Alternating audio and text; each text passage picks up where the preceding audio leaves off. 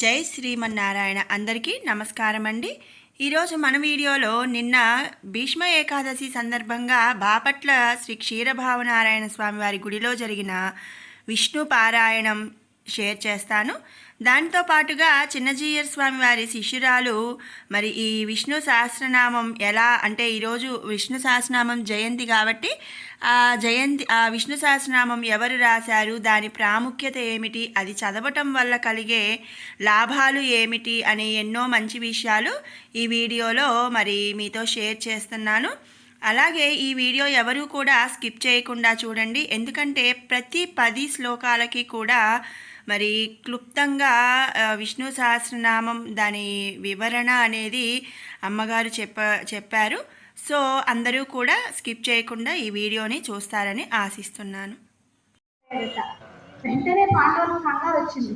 అయ్యో ఇదేంటి ఇలా అయిపోయారు, కృష్ణుడు ఇప్పటివరకు బాగానే మాట్లాడారు కదా, మాట్లాడటం లేదేంటి అనుకున్నారంటే పాండవులు వెళ్ళి కృష్ణ కృష్ణ కృష్ణ అని తట్టి లేపితే వెంటనే స్పృహలోకి వచ్చారు.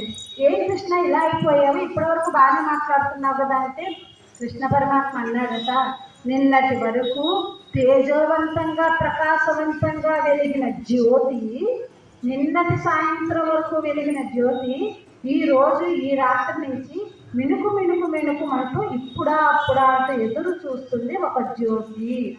అంటే భీష్మాచార్యుడు అంపశయ మీద పడుకొని ఇంకా పరమపదానికి వెళ్ళడానికి రోజు దగ్గర పడింది, పదండర్రా మనందరము భీష్మాచార్యుడి దగ్గరికి వెళ్ళాలి అని మొత్తం పాండవులందరినీ తీసుకుని ధర్మజులతో పాటు ఎక్కడో కురుక్షేత్రంలో అంపశయ్య మీద ఉన్న భీష్మాచార్యుల దగ్గరికి వచ్చారట.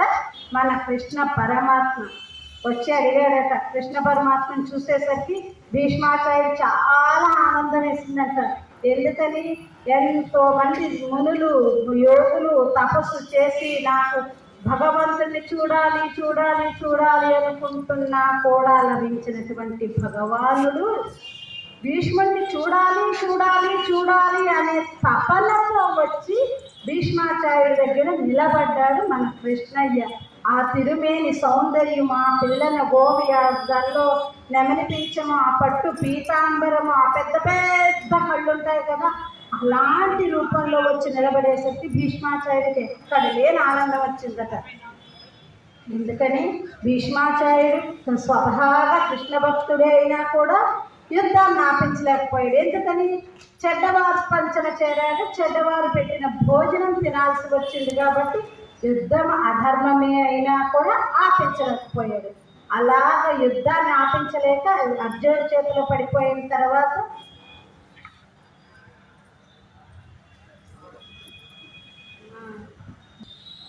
అలాంటి భీష్మాచార్యుడి దగ్గరికి కృష్ణ పరమాత్మ వచ్చి, తాతగారు ఈ ధర్మరాజుకి ఏవో డౌట్లు ఉన్నాయంటే తీర్చండి అన్నంట.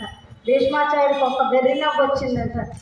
ఏమి కృష్ణ, నాతో పరాజకాలు ఆడుతున్నావా, చివరి దశలో ఇప్పుడు మరో క్షణం అంటున్నావు, నా దగ్గరికి వచ్చి నీకు ధర్మాలు చెప్పాలంటున్నావా అంటే నాకు గొంతులో శక్తి లేదు, ఒక రక్తపు గొంతు లేదు, బుద్ధి మందగించిపోయింది, అసలు మాట్లాడే ఓపిక లేదు, నాలుకంత పెడచకట్టుకుపోయి ఇలాంటి స్థితిలోకి వచ్చి నన్ను ధర్మాలు చెప్పమంటున్నావా అంటే కృష్ణ పరమాత్మ అన్నాడట, లేదు తాత, నీకు మంచి బలాన్ని వచ్చేలాగా, శారీరకమైన కష్టాలన్నీ పోయేలాగా, నోటిలో తడి ఊరేలాగా, ఒంటిలో శక్తి వచ్చేలాగా, బుద్ధి మళ్ళా సామాన్య స్థితికి వచ్చేలాగా నేను చేస్తాను తాత, నువ్వు చెప్పు అన్నారట. అదేంటి కృష్ణయ్య, ఇన్ని నాకిచ్చి నాకు చెప్పే బదులు, నన్ను చెప్పమనే బదులు నీవే చెప్పవచ్చు కదా, చక్కగా ధర్మరాజుని వీళ్ళందరినీ కూర్చోబెట్టిన హాస్టల్లో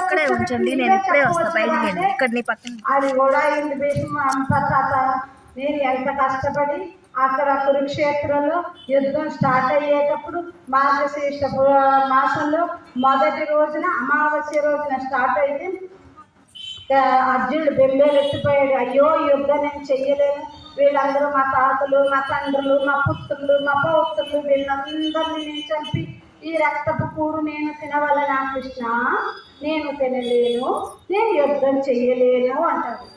అయితే అప్పుడు ఏం చేయాలి, మొత్తం ఆ సేనంతటిని ఒక మ్యూట్లోకి ఒక సైలెంట్ చేసేసి అర్జున్ ఒక్కనే మెలకుగా ఉంచి భగవద్గీత 700 శ్లోకాలు అందించారట ఏకధాటిగా.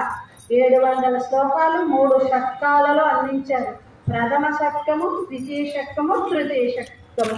6 అధ్యాయాలు ఒక షట్కంగా చేసి అందులో కర్మయోగము, జ్ఞానయోగము, భక్తి యోగం అని 3 యోగాలుగా విభజించి ఆ 3 యోగాల్లో కర్మ ఎలా చేయాలి, కర్మ చేయడం వల్ల వచ్చే ఉపయోగం ఏంటి, అసలు ఏ విధంగా కర్మ చేయాలి, కర్మ అంటే పని, ప్రతి పని కూడా నిష్కామ కర్మగా. నేను ఇప్పుడు ఈ పని చేస్తున్నాను, దీనివల్ల నాకు ఆనందం వస్తుంది, నేను మా పెరుమాళ్ళకు పువ్వులు తీసుకొచ్చాను, పెరుమాళ్ళు నాకేవో ఇస్తాడు, నేను పక్కింటి వాళ్ళకి ఏదో చేశాను, వాళ్ళు నాకేదో ఇస్తారు. ఇలాగ ప్రతి దాంట్లోనూ ప్రతి విషయంలో కూడా అన్ని కర్మలు భగవదర్పదంగా చేస్తే గనక ఏ ఒక్క క్షణము కూడా ఇది నా ఆనందం కోసం చేస్తున్నానని కాకుండా భగవంతుడు నన్ను ఈ కార్యక్రమం ఎలా చేయడానికి నియమించాడు అనే విషయాన్ని తలుచుకుంటూ నిత్యము కర్మ చేస్తే ఎప్పటికో జ్ఞానం లభిస్తే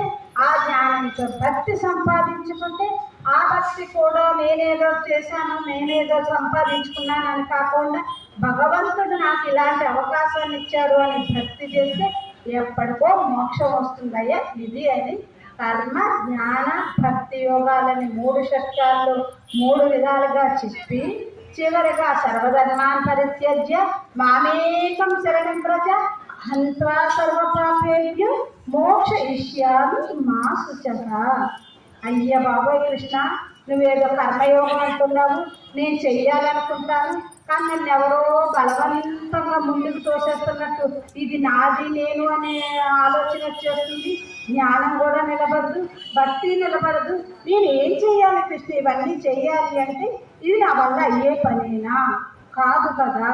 కాబట్టి ఇంకా సులభమైన మార్గం చెప్పండి అంటే 18వ అధ్యాయంలో 64వ శ్లోకంలో అన్ని ధర్మాలు సర్వధర్మాన్ పరిత్యజ్య, అన్ని ధర్మాలు విడిచిపెట్టి మామేకం శరణం వ్రజ, నన్ను మాత్రమే శరణాగతి చేస్తే అహంత్వా నేను నీ పాపాలన్నింటినీ అహంత్వా సర్వపాపేభ్యో నీ అన్ని పాపాల నుండి మోక్షయిష్యామి విముక్తిని కలిగిస్తాను మా శుచః. ఏడవకు అర్జున అని చెప్పాడు కృష్ణ పరమాత్మ 18వ అధ్యాయంలో. ఇదిగో యుద్ధం స్టార్ట్ అయిన మొదటి రోజు చెప్పాను భీష్మ పితామహ అర్జునుడికి నేను 700 శ్లోకాలు చెప్తే మొదటి 2వ అధ్యాయంలోనే నేను నీకు శిష్యుని కృష్ణ, నాకు వీళ్ళందరినీ చూస్తుంటే వీరి ఆత్మభావము, శరీరభావము, పుణ్యము, పాపము, ధర్మము, అధర్మము వీటి నుంచి నేను విడదీసుకొని నేను చేయవలసిన పని ఏంటో నాకు తెలియటం లేదు కృష్ణ, కొంచెం నువ్వు చెప్పు అంటే 2వ అధ్యాయం దగ్గర నుంచి 18వ అధ్యాయం వరకు 3 షట్కాలు వివరిస్తే చివరికి వచ్చి అంతా విని బాగా అర్థమైందని చెప్పి యుద్ధం అయిపోయిన తర్వాత ఇంటికి వెళ్ళిన తర్వాత కృష్ణ నువ్వు డ్రైవరు కదా, నన్ను ముందు దిగమంటావేంటి, నువ్వు లేచి దిగి వచ్చి డోర్ తీసి నన్ను దింపాలి కదా అన్నాడు. అలా ఉంటుంది నేను చెప్తేనయ్యా, అందుకనే నీవు చెప్పాలి. నేను ఎలాంటి వాడిని, సముద్రం లాంటి వాడిని. సముద్రం మనకు దగ్గరే ఉంది, మన చుట్టూ పంటలు పండటం లేదు, క్షామం బాగా ఉంది, కరువులు బాగా ఉన్నాయి, జలం వస్తే మంచి పంటలు, మంచి పాడి పంటలు వస్తాయి. అలాగని సముద్రం దయగలిగి కెరటాల రూపంలో మన ఊరి మీద నీళ్లు పోసేసింది అనుకోండి, ఏమైపోతుంది? వరద, సునామీ, బీభత్సం జరిగిపోతుంది. ఒక్క పంట కూడా పండదు, ఉన్న గోడు కూడా పోతుంది. అలాగ సముద్రానికి ఎంత దయగలిగినా కూడా దానిలో నీరు చక్కగా మేఘాలు పీల్చుకొని అవి తీసుకున్న తర్వాత వాటిని మంచి నీటిగా తయారు చేసి మనకు అందిస్తే స్వీకరించడానికి అద్భుతంగా ఉంటుంది. అలాగే భీష్మ పితామహ ఆచార్య, నేను సముద్రాన్ని, కళ్యాణ గుణాలకి సముద్రం వంటి వాడిని, నేనే అంత ఇది అని చెబితే వారికి ఏంటి, కొంచెం వెటకారంగా అనిపించింది, కొంచెం అసూయపడ్డాడు. సో మన అర్జునుడు బుర్ర ఎక్కించుకోలేదయ్యా, ఇంకెలాంటి వాడివి, నేను తత్వాన్ని అయితే నువ్వు తత్వాన్ని దర్శించిన వాడివి, తత్వవేత్తవి. నీవు చేస్తే కనుక అర్జునుడికి ఎక్కుతుంది, అర్జునుడి బుర్రలో నాటుకుంటుంది, ధర్మరాజు కూడా నాటుకుంటుంది. చెప్పు తాత అన్నది.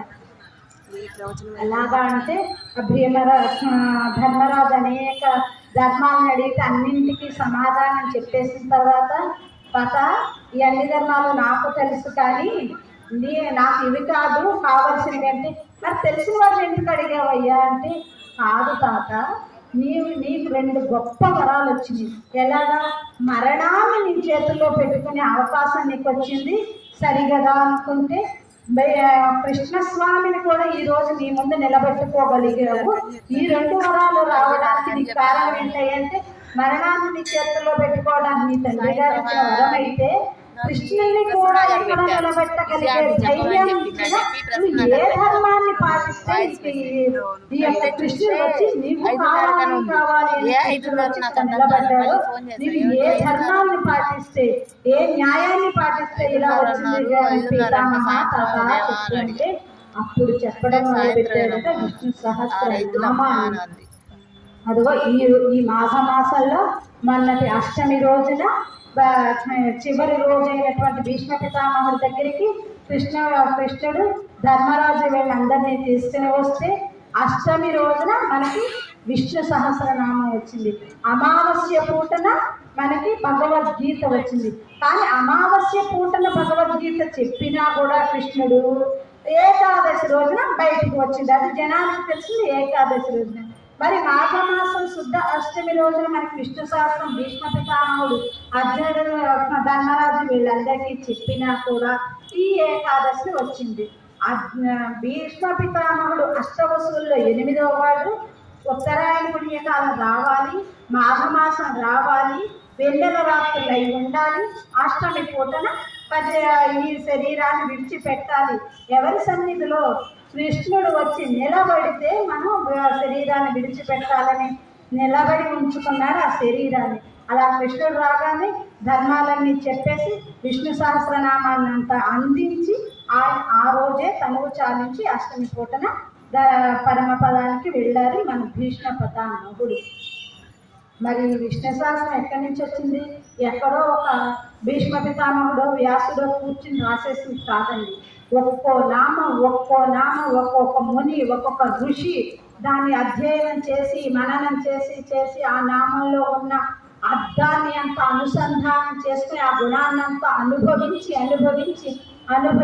అలా ఉన్న నామాలన్నింటినీ వ్యాస భగవానుడు వెళ్ళి తుమ్మెదలాగా ఆ పువ్వులోకి ఆ పువ్వు దగ్గరికి వెళ్ళి ఒక్కొక్క తేనె బొట్టు తీసుకొచ్చి మనకి ఎలా అయితే తేనె పట్టు తయారు చేస్తాయో తేనెటీగలు, అలా వ్యాసుడు కూడా ఇన్ని మునుల దగ్గర యోగుల దగ్గర వీళ్ళు అనుభవించిన ఈ నామాలన్నింటినీ తీసుకువచ్చి ఒక మాలగా చేసి మహాభారతంలో విష్ణు సహస్ర నామంగానే ఒక మాలా మంత్రాన్ని మనకి ఇచ్చాడు వ్యాస భగవానుడు.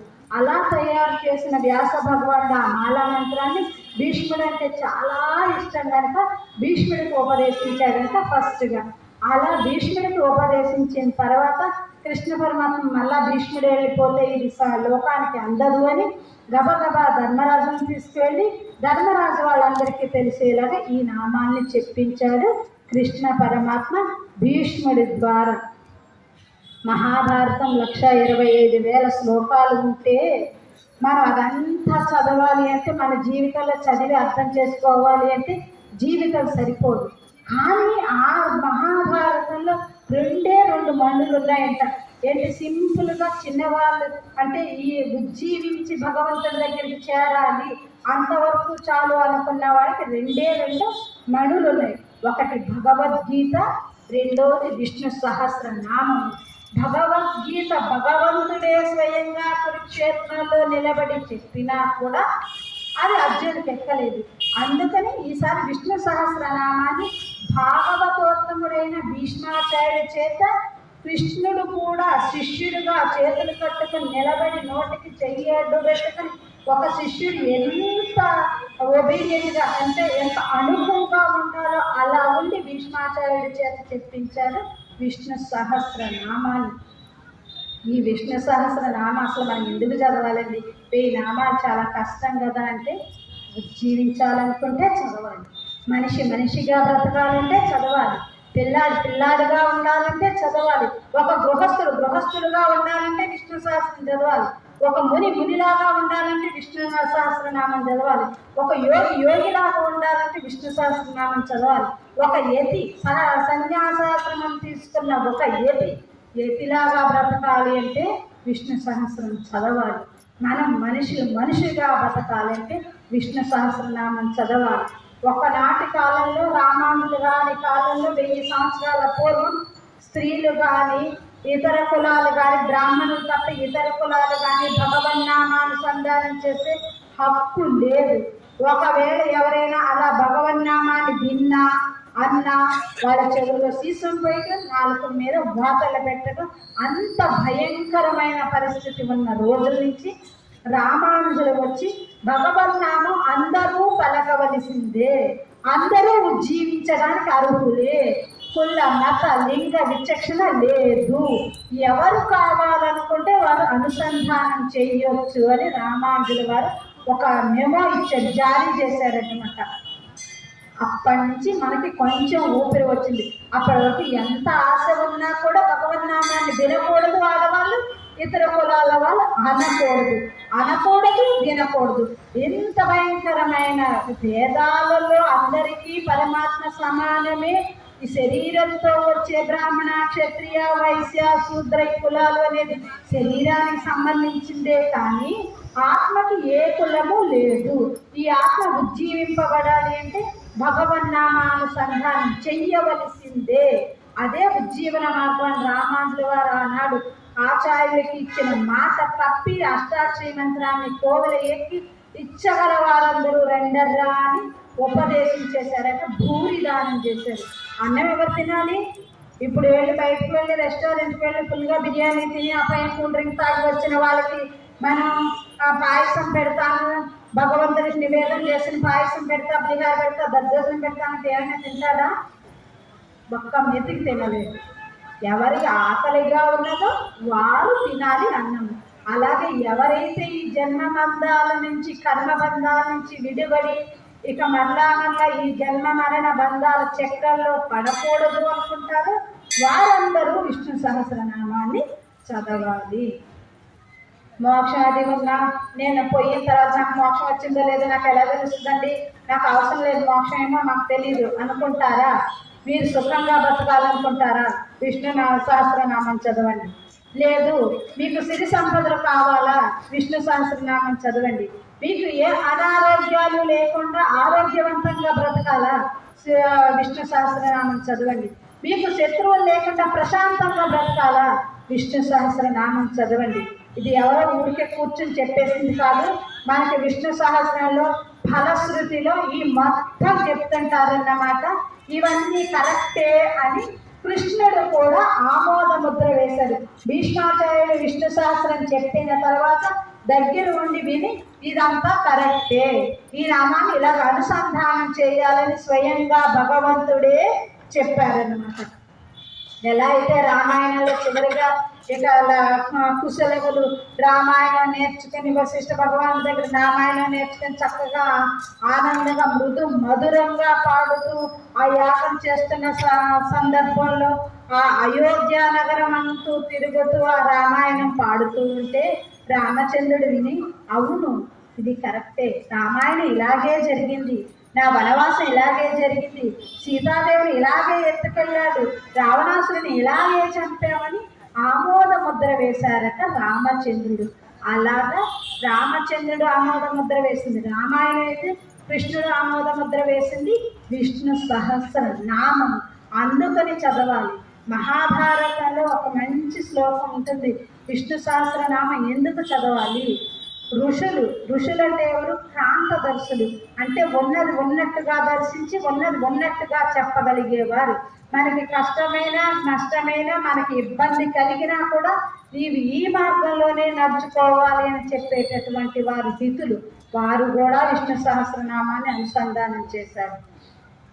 అనేక పురాణాల్లో, వాయు పురాణంలో, శివ పురాణంలో, బ్రహ్మ పురాణంలో, విష్ణు పురాణంలో విష్ణు సహస్రనామం యొక్క వైభవాన్ని చెప్పారు. అందుకని విష్ణు సహస్రనామం చదవాలి. ఎందుకు చదవాలి? మనం సుఖంగా ఉండాలంటే చదవాలి. ఇదివరకు ఇంకా భయంకరమైన రోగాలు ఉండేవి, క్షయ, కుష్టు ఇలాంటి వ్యాధులన్నీ ఉండేవి. అలాంటివన్నీ పోవడానికి విష్ణు సహస్రనామం చదివించేవారు. కాదంబరి అని ఒక మహానుభావుడు ఉండేవారు. పురిటి గదిలో ఆ యొక్క పుట్టిన శిశువులు పుట్టినట్టు పోతూ ఉంటే అలాంటి దోషాలన్నీ పోవడానికి అక్కడ పురుడు పోసుకుంటున్న గది దగ్గర విష్ణు సహస్ర నామాన్ని చదివించేవారు. అదే పద్ధతి ఇప్పుడు మన జిఎస్ స్వామి వారు జీవ ఆశ్రమంలో, జీన్స్ ఆశ్రమంలో ఇప్పటివరకు డెలివరీకి ఎవరైనా వస్తే కనుక ఆ డెలివరీ నార్మల్ డెలివరీ చేస్తూ ఆ విష్ణు సహస్రనామం పెట్టి విష్ణు సహస్రనామం వింటూనే డెలివరీ చేస్తున్నారు. ఈ రోజుల్లో కూడా జీన్స్ హాస్పిటల్ శంషాబాద్లో మన ఆచార్య జిఎస్ స్వామి వారి ఆ అవకాశాన్ని సిద్ధం చేశారనమాట. ఏ రోజుకైనా విష్ణు సహస్రనామం వినిపించండి. మనం వేసే మందు 50% విష్ణు సహస్రనామం తగ్గిస్తుంది. అంత కూడా కాదు, 75% విష్ణు సహస్రనామం తగ్గిస్తుంది. విష్ణు సహస్రనామం అనండి, వినండి అని అప్పటి నుంచి ఇప్పటి వరకు మన ఆచార్యులందరూ మనకు తెలుపుతూనే ఉన్నారు. అది విష్ణు సహస్రనామం. ఎలాంటి వారు ఇచ్చారు? భీష్మాచార్యులు ఇచ్చారు. భీష్మాచార్యులు అంటే సర్వ ధర్మాలు తెలిసిన, ధర్మానికి నిలయమైనటువంటి భీష్మాచార్యుడు కృష్ణుని ముందు పెట్టుకుని ఇచ్చారు. కాబట్టి అలాంటి విష్ణు సహస్రనామం ఈరోజు మనం అనుసంధానం చేసుకుంటున్నామంటే మనం ఎంతో అదృష్టవంతులు. మనం ఏదైనా ఒక స్తోత్రం చదవాలి అంటే పూర్వజన్మ పుణ్య కర్మలు ఏదైనా ఉంటే ఆచార్యుడి అనుగ్రహం ఉంటేనే చదవగలుగుతాం. లేదంటే మనకి విష్ణు సహస్రమో ఎక్కదు, ఇక్కడ కూర్చుని మాట్లాడుకునే అవకాశము కూడా మనకి రాదు. అంత గొప్పదైన విష్ణు సహస్రం ఒక్కరు చదివితేనే, ఇద్దరు కూర్చుని చదివితేనే 4 రెట్లు ఫలం ఇస్తుందంట విష్ణు సహస్రం. ఎందుకని?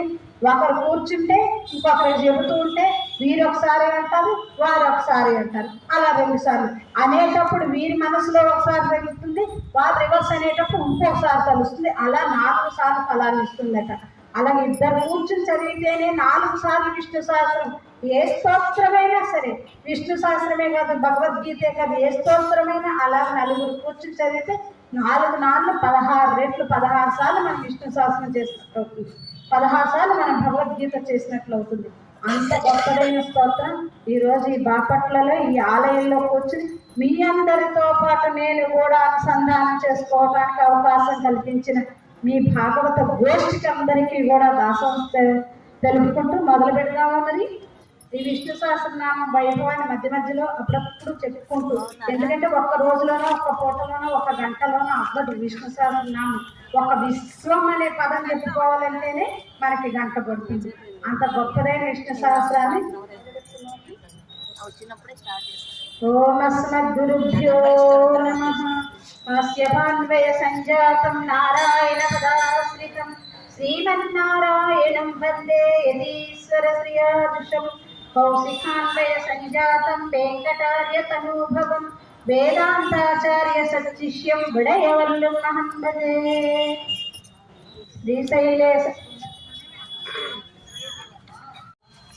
ఓం అస్మద్గురుభ్యో నమః. శ్రీశైలేశ దయాపాత్రం ధీభక్త్యాది గుణార్ణవం యతీంద్ర ప్రవణం వందే రమ్యజామాతరం మునిం. లక్ష్మీనాథ సమారంభాం నాభయామున్న మధ్యమాం అస్మదాచార్య పర్యంతాం వందే గురు పరంపరాం. యో నిత్యమచ్యుత పదాంబుజ యుగ్మ రుక్మ వ్యామోహదస్తదితరాణి తృణాయ మేనే. అస్మద్గురోర్భగవతోస్య దయైక సింధోః రామానుజస్య చరణౌ శరణం ప్రపద్యే. మాతా పితా యువతయా తనయా విభూతిః సర్వం యదేవ నియమేన మదన్వయానాం. ఆద్యస్య నః కులపతేర్వకులాభిరామం శ్రీమత్సదంగ్రీవళం ప్రణమామి మూర్ధనా. భూతం సరశ్చ మహదాహ్వయ భట్టనాథ శ్రీభక్తిసార కులశేఖర యోగి వాహాన్. భక్తాగ్రేణు పరకాల యతీంద్ర మిశ్రాన్ శ్రీమత్పరాంకుశమునిం ప్రణతోస్మి నిత్యం. ఓం భగవన్నారాయణాభిమతానురూప स्वरूप रूप गुण विभव ऐश्वर्य शीलाभ्यनवधिकातिशय असंख्येय कल्याण गुणगणां पद्मवनालयां भगवतीं श्रियं देवीं नित्यानपायिनीं निरवध्यां देवदेव दिव्यमहिषीम् अखिल जगन्मातरम् अस्मन्मातरम् अशरण्यशरण्याम् अनन्यशरणः शरणमहं प्रबध्ये। देव्य उवाच देवदेव महादेव त्रिकालज्ञ महेश्वर करुणाकर देवेश भक्तानुग्रह भारत अष्टोत्तर शतं लक्ष्म्या स्तोत्रमिच्छां त्वत्तः। देवी शराधु महाभागे महाभाग्यप्रदायकं सर्वैश्वर्यकरं पुण्यं सर्वपापप्रणाशनं सर्वदारिद्र्यशमनं श्रवणाद्भुक्तिमुक्तिदम् राजवस्यकरं दिव्यं गुह्याद्गुह्यतरं परं दुर्लभं सर्वदेवानां चतुष्षष्टिकलास्पदं पद्मादीनां वरन्तानां निधीनां नित्यदायकं समस्तदेव संसेव्यं मणिमाद्यष्टसिद्धिदं किमत्र बहुनोक्तेन देवी प्रत्यक्षदायकं तव प्रीत्याद्य वक्ष्यामि समाहितमना शृणु। अष्टोत्तरशतस्यासा महालक्ष्मीस्तु देवता भुवनेश्वरी अंगन्यासकरन्यासं इत्यादि प्रकीर्तितः। वन्दे पद्मकरां प्रसन्नवदनां सौभाग्यदां भाग्यदाम् अस्ताभ्याम् अभयप्रदां मणिगणैः नानाविधैः पूजितां भक्ताभीष्टफलप्रदां हरिहरब्रह्मादिविसेवितां पार्श्वे पङ्कजशङ्खपद्मनिधिभियुक्तां सदा शक्तिभिः सरसिजनयने सरोजहस्ते धवलकरां सुखकन्दमाल्य सोहे भगवती हरिवल्लभे मनोज्ञे त्रिभुवनभूतिकरी प्रसीदवाक्यम् विद्यां सर्वभूतहितप्रदां श्रद्धां विभूतिं शरणं नमामि परमात्मिकां वाचं पद्मालयां पद्मां सुखीं स्वाहा स्वधां सुधां धन्यां हिरण्मयीं लक्ष्मीं नित्यपुष्टां विभावरीम् अदितिं च दितिं दीप्तां वसुधां वसुधारिणीं नमामि कमलां शान्तां क्षमां क्षीरोदसम्भवाम् अनुग्रहपरां बुद्धिं अनघां हरिवल्लभां अशोकां अमृतां दीप्तां लोकशोकविनाशिनीं नमामि धर्मनिलयां करुणां लोकमातरं पद्मप्रियां पद्महस्तां पद्माक्षीं पद्मसुन्दरीं पद्मोद्भवां पद्ममुखीं पद्मनाभप्रियां नमां पद्ममालाधरां देवीं पद्मिनीं पद्मगन्धिनीं पुण्यगन्धां सुप्रसन्नां प्रसादाभिमुखीं प्रभां नमामि चन्द्रवदनां चन्द्रां चन्द्रसहोदरीं चतुर्भुजां चन्द्ररूपां निरामिन्दुशीतलां आराधनीं पुष्टिं शिवां शिवकरीं सतीं विमलां जननीं तुष्टिं दारिद्र्यनाशिनीं प्रीतिपुष्करीं शान्तां शुक्लमाल्याम्बरां श्रियं भास्करीं बिल्वनिलयां वरारोहां यशस्विनीं वसुन्धरां वदाराङ्गां हरिणीं हेममालिनीं धनधान्यकरीं सिद्धिं स्त्रैण्यसौम्यां शुभप्रदां गतानन्दां वरलक्ष्मीं वसुप्रदां शुभां हिरण्यप्राकारां समुद्रतनयां जयां नमामि बलां देवीं विष्णुवक्षस्थलस्थितां विष्णुपत्नीं प्रसन्नाक्षीं नारायणसमाश्रितां दारिद्र्यध्वंसिनीं देवीं सर्वोपद्रवहारिणीं नवदुर्गां महाकालीं ब्रह्मविष्णुशिवात्मिकां त्रिकालज्ञानसम्पन्नां नमामि भुवनेश्वरीं लक्ष्मीराजतनयां श्रीरङ्गनामेश्वरीं दासीभूतसमस्तदेववनितां लोकैकदीपाङ्कुरां श्रीमन्मन्दकटाक्षलब्धविभव ब्रह्मेन्द्रगङ्गाधरां त्वां त्रैलोक्यकुटुम्बिनीं सरसिजां वन्दे मुकुन्दप्रियां మాతర్నమామి కమలే కమలాయతాక్షి శ్రీ విష్ణుత్తమలవాసిని విశ్వమాతః క్షీరోదరే కోమల గర్భగౌరీ లక్ష్మీ ప్రసీదవ్రతం నమాం శరణ్యే కాలయోగేదిద్వాన్ సమాసం విశేర్యః దారిద్ర్యధ్వంసనేభ్యః దేవీ నామసహస్రేషు పుణ్యమష్టోత్తరం ఏన సేవావప్నోతి కోటిజన్మదరిద్రతః భ్రువారేమ భీమాన్ పఠేత్వత్సరమాత్రకం అష్టైశ్వర్యభావోతి కుబేరస్య భూతలే దారిద్ర్యమోచనం నామ స్తోత్రమపారం సతం ఏన సేవాప్నోతి కోటిజన్మదరిద్రతః భుక్త్వా పులికులాన్ భోగాన్ అంతే సాయుజ్యమాప్నుయాత్ ప్రాతఃకాలే పఠేత్ నిత్యం సర్వదుఃఖోపశాంతయే పటం చింతయే దేవీం సర్వాభరణభూషితాం ఇది లక్ష్మీ అష్టోత్తర శతనామ స్తోత్రం. పోయాడు, మూత్రానికి వెళ్ళిపోయాడు, మోషన్కి వెళ్ళిపోయాడు. అదంతా వాడికే చిరాకు వచ్చింది. వాడి వాసన వాడే భరించలేకపోయాడు. కాళ్ళు చేతులు పెట్టేసుకున్నాడు, కెలికేశాడు. అదంతా చేతులకి అయిపోయి జుబ్బాకి అయిపోవడం వల్ల వాడి మనసుకి అది నచ్చక వాడికి ఊహమని అరిచాడట.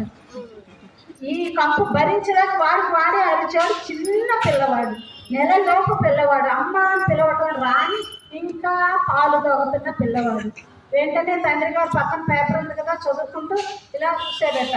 వాడి అవతారం చూసేసరికి ఈ తండ్రి గారికి ఎక్కడో కోపం కాలింది. ఇప్పుడు స్నానం చేస్తే ఎలా చేసుకుంటావు, ఇప్పుడు నిన్ను ఎత్తుకోను అనుకో, ఏమో ఇలా రా అన్నాడట. ఏంటి పాపం భర్త గారు తెచ్చారు కదా పరిగెత్తుకొస్తే, నీ బిడ్డ కనుక చేసిన ఘనకార్యం చూడు అన్నాడంట. ఉయ్యాల కనుక చూస్తే ఏముంది, అందులోనే మూత్రం ఉంది, అందులోనే మోస్తుంది. వాటిని కలికేసుకున్నాడు, జుబ్బ అంతా చేసేసుకున్నాడు, ఒళ్ళంతా చేసేసుకున్నాడు. కెవ్వమని అరుస్తున్నాడు. అయ్యో నా చిట్టి తండ్రి, ఇలా చేసుకున్నావేంట్రా నాన్న, ఇప్పుడేగా స్నానం చేసి ముందు నాన్న అని వెంటనే మళ్ళీ భుజాలు వేసుకుని వెళ్ళి చక్కగా మళ్ళా నీళ్ళు పెట్టి స్నానం చేసి మళ్ళా ఒళ్ళు కడిగి బట్టలు మార్చి పక్క మార్చి మళ్ళా పౌడర్ రాసి మళ్ళా బొట్టు పెట్టి మళ్ళా తెల్లటి వస్త్రాలు వేసి ఉయ్యాల మళ్ళా సర్దాలు కాబట్టి ఇప్పుడు ఎత్తుకోండి అని ఆ భర్త గారికి ఇచ్చింది అనుకోండి. ఇప్పుడు ఈ మహానుభావుడు ఎత్తుకుంటాడు. నా బంగారు తండ్రి ఎంత బాగున్నారా అప్పుడు ఎత్తుకుంటాడు. ముందు వాడు బంగారు తండ్రి, ముందు వాడు పెట్టే ఉయ్యాల్లో ఇంత కంపు చేసినప్పుడు వాడు పెట్టే, కానీ అంటుకోలేదు తండ్రి. అలాగ మన తండ్రి దగ్గరికి భగవంతుడి దగ్గరికి వెంటనే వెళ్ళిపోయామనుకోండి, అదిగో అలా ఉంటుంది మన మీద పాపాల కవచం. అలా ఉంటుంది. ఎన్నో జన్మలు, ఈ జన్మలోనూ ఈ గంటలో చేసిందో కాదు కదా, కోటి కోటి జన్మల నుంచి చేసేస్తున్న ఆ పాపాల కవచాన్ని వేసేసుకుని వచ్చాము. ఎలా తెలుస్తుందని మనం పాపాలు చేస్తున్నామని మనకు ఎవరైనా చెప్పాడా? మన నుదుటి మీద రాసిందా? పాపాలు చేసుకోకపోతే వరాహ అవతారం ఎత్తినప్పుడు ఆ భూమిని ఉద్ధరించినప్పుడు మనల్ని ఉద్ధరించేవాడు. రామ అవతారం ఎత్తి ఇక్కడి నుంచి అక్కడి వరకు లంక వరకు నడిచి వెళ్ళినప్పుడు ఉజ్జీవించేటప్పుడు మనల్ని ఉజ్జీవించి చేసి ఉండేవాడు. అందరినీ పరంపదం తీసుకువెళ్ళిపోతాం రెండర్ రాన్నప్పుడు ఆయనతో పాటు మనం కూడా పరంపదం వెళ్ళిపోయి ఉండేవాడు. వామనుడుగా వచ్చి త్రివిక్రమార్కుడిగా ఎత్తినప్పుడు కూడా ఆయన పాదం కింద మనం చేరలేదు. అంటే మనం అప్పటికి ఇంకా పాపాలు చేసుకుని ఉన్నాం కాబట్టి ఆయన పాదాల దగ్గర చేరలేదు. అలాంటి పాపాలన్నీ తొలగించి అమ్మ మనల్ని శుద్ధి చేసి భగవంతుడి దగ్గరికి చూపిస్తుంది కాబట్టి మన మీద ఉన్న పాపాల కవచం కనపడదు. స్వామికి రారా నాన్న దగ్గరికి తీసుకుంటారు. ఎందుకని ఒకవేళ ఏదైనా కోప్పడ్డారనుకోండి, ఆగంటే మీరు తప్పు చేయలేదా, నేను తప్పు చేయలేదా, ఏదో పెద్ద రాక వచ్చాడు, ఇప్పుడు మీరు కోప్పడి నరసింహావతారం మీద కోప్పడి బయటకు పంపన్నారు అనుకోండి, వాళ్ళు రక్షించేవాడు వాదిస్తుంది అమ్మ. తన అందాన్ని చూపిస్తుంది, తన చాతుర్యంతో మనలో ఉన్న దోషాలన్నింటినీ కప్పేసేసి భగవంతుడి దగ్గరికి శుద్ధ పూసలాగా శుద్ధమైన పరిశుద్ధం చేసిన మడిలాగా తీసుకెడుతుంది. అందుకనే ముందుగా ఆచార్యను తలుస్తాము, తర్వాత అమ్మను తలుస్తాము. అమ్మ యొక్క అష్టోత్తరం చేసి అమ్మని ప్రసన్నం చేసుకుని అమ్మ ద్వారా స్వామి దగ్గరికి వెళ్తే మనకి ఎదురే లేదన్నమాట. అందుకని అష్టోత్తరం ముందు అమ్మ అష్టోత్తరం చేస్తాం. ఆచార్యుడు కూడా అందుకే ముందు ఆచార్య దగ్గర నుంచి అమ్మ దగ్గర నుంచి స్వామి.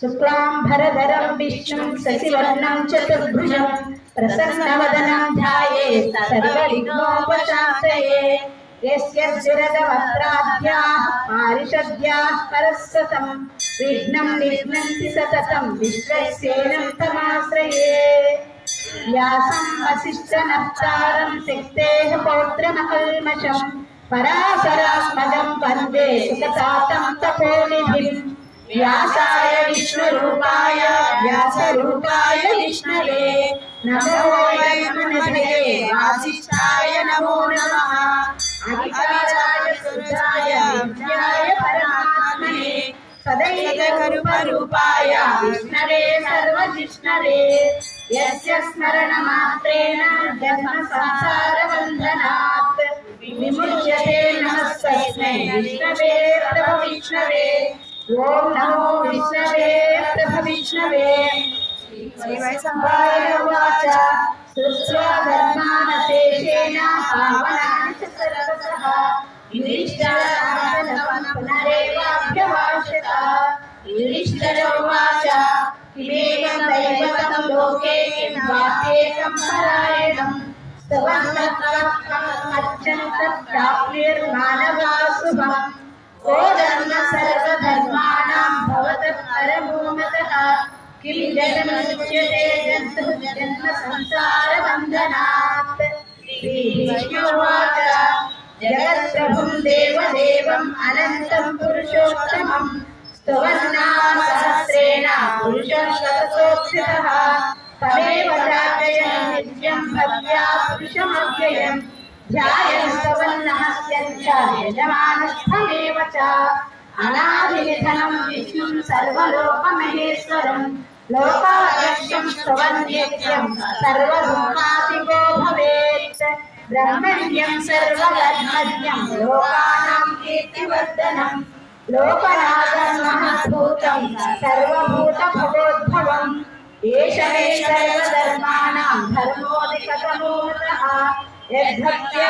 पुण्डरीकाक्षं कवैः भक्तेर्नरः सदा परमं यो महत्तेजः परमं यो महत्तपः परमं यो महद्ब्रह्म परमं यः परायणम् पवित्राणां पवित्रं यो मङ्गलानां च मङ्गलम् दैवतं देवतानां च भूतानां यो व्यक्तिता यतः सर्वाणि भूतानि भवत्यादियुगागमे यस्मिन् च प्रलयं यान्ति पुनरेव युगक्षये तस्य लोकप्रधानस्य जगन्नाथस्य भूपते विष्णोः नाम सहस्रं मे शृणुपापभयापहम् यानि नामानि गौणानि विख्यातानि महात्मनः ऋषिभिः परिकीर्तानि तानि वक्ष्यामि भूतये विष्णोः नाम सहस्रस्य वेदव्यासो महान् ऋषिः चन्द्रोऽनुष्ठः तदा देवो भगवान् देवकीस्तः अमृतामृतोद्भवो बीजं शक्तिर्देवकीनन्दनः त्रिसामा हृदयं तस्य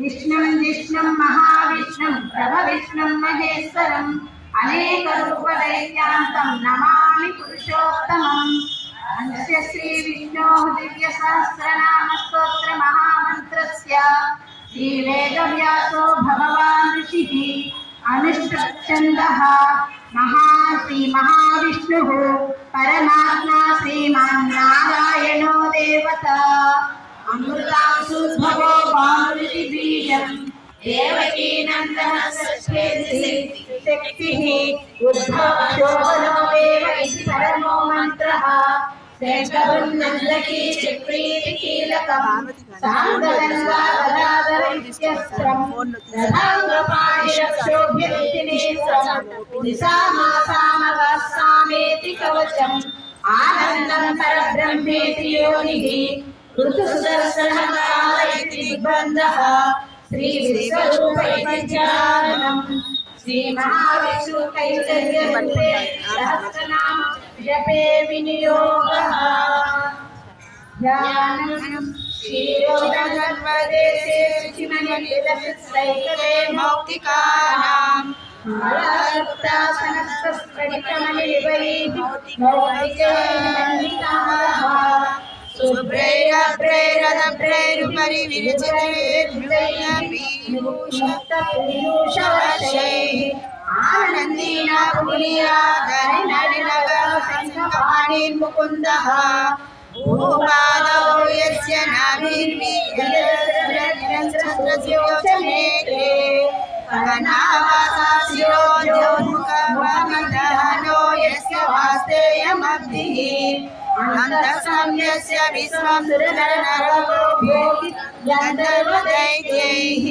चित्रं रम्यते तं त्रिभुवनवपुषं विष्णुमीशं नमामि सदाकारं भुजगशयनं पद्मनाभं सुरेशं विश्वाकारं गगनसदृशं मेघवर्णं शुभाङ्गं लक्ष्मीकान्तं कमलनयनं योगिहृद्यानगम्यं वन्दे विष्णुभवभयहरं सर्वलोकैकनाथम् एकस्यामं पीतकौशेयवासं श्रीवत्साङ्गं कौस्तुभोद्भासिताङ्गं पुण्योपेतं पुण्डरीकायदाक्षं विष्णुं वन्दे सर्वलोकैकनाथम् सशङ्खचक्रं सकिरीटकुण्डलं सपीतवस्त्रं सरसीरुहेक्षणं सहायशोभिताभवं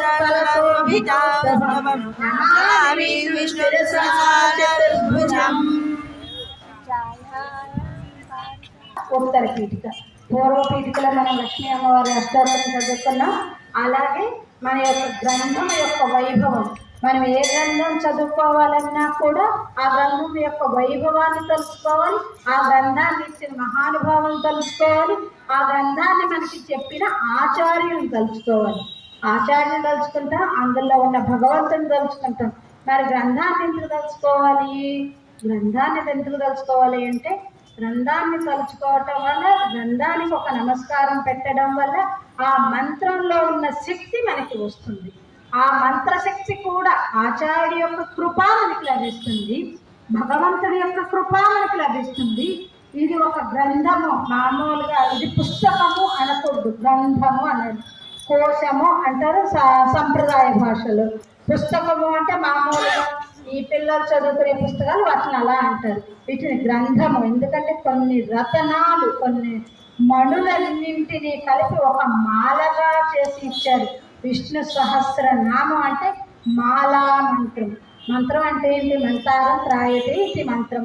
ఎవరైతే అనుష్ఠానం చేస్తారో వారిని కాపాడేది మంత్రము. ఎవరినైనా ప్రసన్నం చేసుకోవాలనుకోండి, ఎవరినైనా మనకు అనుకూలంగా మార్చుకోవాలనుకోండి, మనం మనుషులకైతే వాళ్ళ పుట్టినరోజులకో మ్యారేజ్ డేలకో వెళ్ళి ఒక గిఫ్ట్ ఇస్తారు. విఐపీలు అనుకోండి, ఏదో పదవుల్లో ఉన్నవారు ఉన్నా అనుకోండి, వాళ్ళు 2 రోజులకోసారి 3 రోజులకి వెళ్ళి ఒక సాలు ఒకటి ఒక దండ వేసి, స్వామి మీరు మాకు బాగా తెలుసు, మీరు మాకు బాగా చుట్టాలు అని చెప్తాను. ఎందుకంటే రేపు వాళ్ళతో ఏదైనా పని ఉంటే మాకు సులువుగా అవుతుంది. పోనీ ఒక కుక్కనో నక్కనో మన ఇంట్లో ఉన్న కుక్కను మన వైపు మంచిగా ఉండాలనుకోండి, దానికి కొంచెం ఆహారం ఇస్తాం. ఒక పక్షుని మనం ప్రసన్నం చేసుకోవాలనుకోండి, కొన్ని విత్తనాలు వేస్తాం, కొన్ని గింజలు వేస్తాం. అలాగే మన ఆచార్యుని ప్రసన్నం చేసుకోవాలన్నా, భగవంతుని ప్రసన్నం చేసుకోవాలన్నా, ఆచార్యుల ద్వారా వచ్చే గ్రంథాన్ని చదివి దాన్ని మనం ఆచార్యుని వినిపిస్తే ఆ గ్రంథం మనకి ప్రసన్నం అవుతుంది, ఆచార్యుడు ప్రసన్నం అవుతాడు. అబ్బా, ఇంతమంది కూర్చుని భావనారాయణుడు అనుకుంటారు, మీరు ఇంత చలిలో ఈ మంచు పడుతున్నా ఈ చీకట్లో ఇంటి పనులన్నీ వదిలేసి వచ్చి నా నామాన్ని అనుసంధానం చేస్తున్నారే అని ఆయనకి మనసు ఉబ్బిపోతుందంట. ఉబ్బిపోయి త్వరగా వచ్చిన నేను ఎలాగైతే భీష్మాచార్యుడి దగ్గరికి నేను వెళ్ళాలి భీష్మాచార్యుని చూడాలి అనుకుంటారో అలా వచ్చేస్తారట. మనం నిన్నగాక మన ధనుర్మాసంలో తిరుప్పావై చెప్పుకున్నాం కదా, నోక్కు జోర్పం అని 10వ ఉపాసనలో, తూమని మాడకు 9వ ఉపాసనలోనేమో ఆ స్వామి యొక్క వైభవం కలిగిన గోపిక లేచిరా అన్నారు. ఈ 10వ ఉపాసనలో నోక్కు జోర్పం అనే ఉపాసనలో ఏం చెప్తారు? గోపికమ్మని లేపేటప్పుడు, అమ్మ గోపిక, నీవు నోయవలసిన నోలన్నింటినీ నువ్వు నోయిన అవసరం లేకుండా భగవంతుడు కృష్ణ పరమాత్మే నోచేసి నీ కోసం తహతహలాడుతూ వచ్చేసారా తల్లి, లేచిరా అమ్మ. మేము ఇప్పటివరకు నోము వేయలేక, భగవంతుని పొందలేక, కృష్ణుని పొందలేక మేము ఇక్కడ ఉపవాసంతో ఉంటే నువ్వు నోచిన నోములన్నీ భగవంతుడి చేత నోచేసి నీ కోసమని ఆయనే నోములు నోచేసి నీ దగ్గరికి వచ్చారు కదా, నువ్వు వచ్చి మమ్మల్ని కూడా కలుపుకోవాలి కదా అమ్మ అని గోపికను లేపినట్టు భీష్మాచార్యుడి దగ్గరికి స్వయంగా శ్రీకృష్ణ పరమాత్మే వెళ్తాడు. ప్రహ్లాదుడి దగ్గరికి కూడా ప్రహ్లాదుడు ఎక్కడికి వెళ్ళా రక్షించమని, ఎక్కడ ఉన్నవాడు అక్కడ ప్రార్థన చేస్తే అక్కడికే వచ్చాడు. ప్రహ్లాదుడు చిన్ని బాలుడు మాటిచ్చాడు, ఈ హిరణ్యాక్షుడికి మనం మళ్ళా హిరణ్యకశిపుడికి మనం కనిపించకపోతే ఏమైపోతుందో అనుకుని హిరణ్యకశిపుడు ఎన్ని వరాలు కోరాడు. మనుషులతో వద్దన్నారు, ఆ జంతువులతో వద్దన్నారు, ఆ చావుని బ్రహ్మ దగ్గరికి వెళ్ళి తపస్సు చేసినప్పుడు ఎలా అన్నారు, ఆయుధాలతో వద్దన్నారు, ఇంట వద్దన్నాడు, బయట వద్దన్నాడు, పైన వద్దన్నాడు, కింద వద్దన్నాడు, ఆయుధాలు కాకూడదన్నాడు, మనిషి కాదన్నాడు, జంతువు కాదన్నాడు, పక్షులు కాదన్నాడు, అన్ని వైపులా కోరేసుకున్నాను కదా, ఇక నారాయణుడు నన్ను చంపడలే అనుకుని భీమాత వరతాలు నోములన్నీ ఏం చేశారు, ఓ హిరణ్యాక్షాయ నమః అని హిరణ్యకశిపుడు నేమ్ చెప్పుకుంటూ అలా పూజ చేయించుకునేవాడు. అన్ని వరాలు బ్రహ్మ ఇచ్చేసినా కూడా నారాయణుడు ఒక లూప్ హోల్ ఉంచుకుంటాడు అనమాట, తన వైపు ఒక మార్పు ఉంచుకుంటాడు. ఏమన్నాడు, జంతువు కాదు మనిషి కాదు, జంతువు కాలేదు మనిషి కాలేదు, సగం నరుడుగా సగం సింహంగా వచ్చారు. ఆయుధాలు కాదు, నఖాలనే ఆయుధాలుగా, గోళ్ళనే ఆయుధాలుగా చేసుకున్నాడు. ఇంట కాదు బయట కాదు, గడప మీద కూర్చున్నాడు, పైన కాదు కింద కాదు, గడప మధ్యలో కూర్చున్నాడు. ఉదయం కాదు సాయంత్రం కాదు, సంధ్యా సమయంలో కూర్చుని ఆ గడప మీద కూర్చుని ఆ ప్రహ్లాదుడి ఇందుగలడు అందు లేడని సందేహం పోగలదు, ఎందందు వెతికిన అందందే కలడు ఆ చక్రి సర్వోపగతుండు అంటే గబగబ ఏ స్తంభం నుంచి కోరతాడో, ఏ వస్తువులోంచి రమ్మని అడుగుతాడో అని గబగబ మేకప్ వేసుకుని వచ్చేసాడంట భక్తుడిని రక్షించడానికి. అలా మనం కూడా ఈ నామాలను అలా చదివితే మన దగ్గరికి కూడా పరిపూర్ణ విశ్వాసంతో ఒక్క నామం చదివినా మన దగ్గరికి కూడా స్వామి అలాగే వస్తారు. మొదలు పెడదామన్నా చదువుదాం. హరి ఓం. విశ్వం విష్ణురో భూతభవ్యభవత్ప్రభుః భూతభృద్భావో భూతాత్మభూతభావనః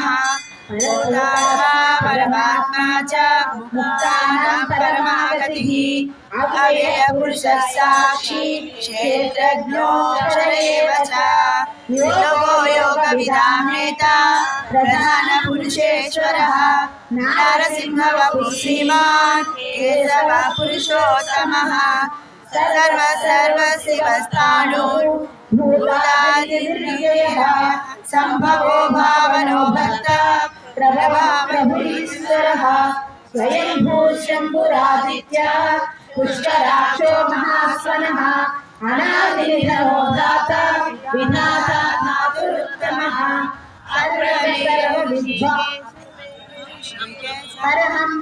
పరమం యో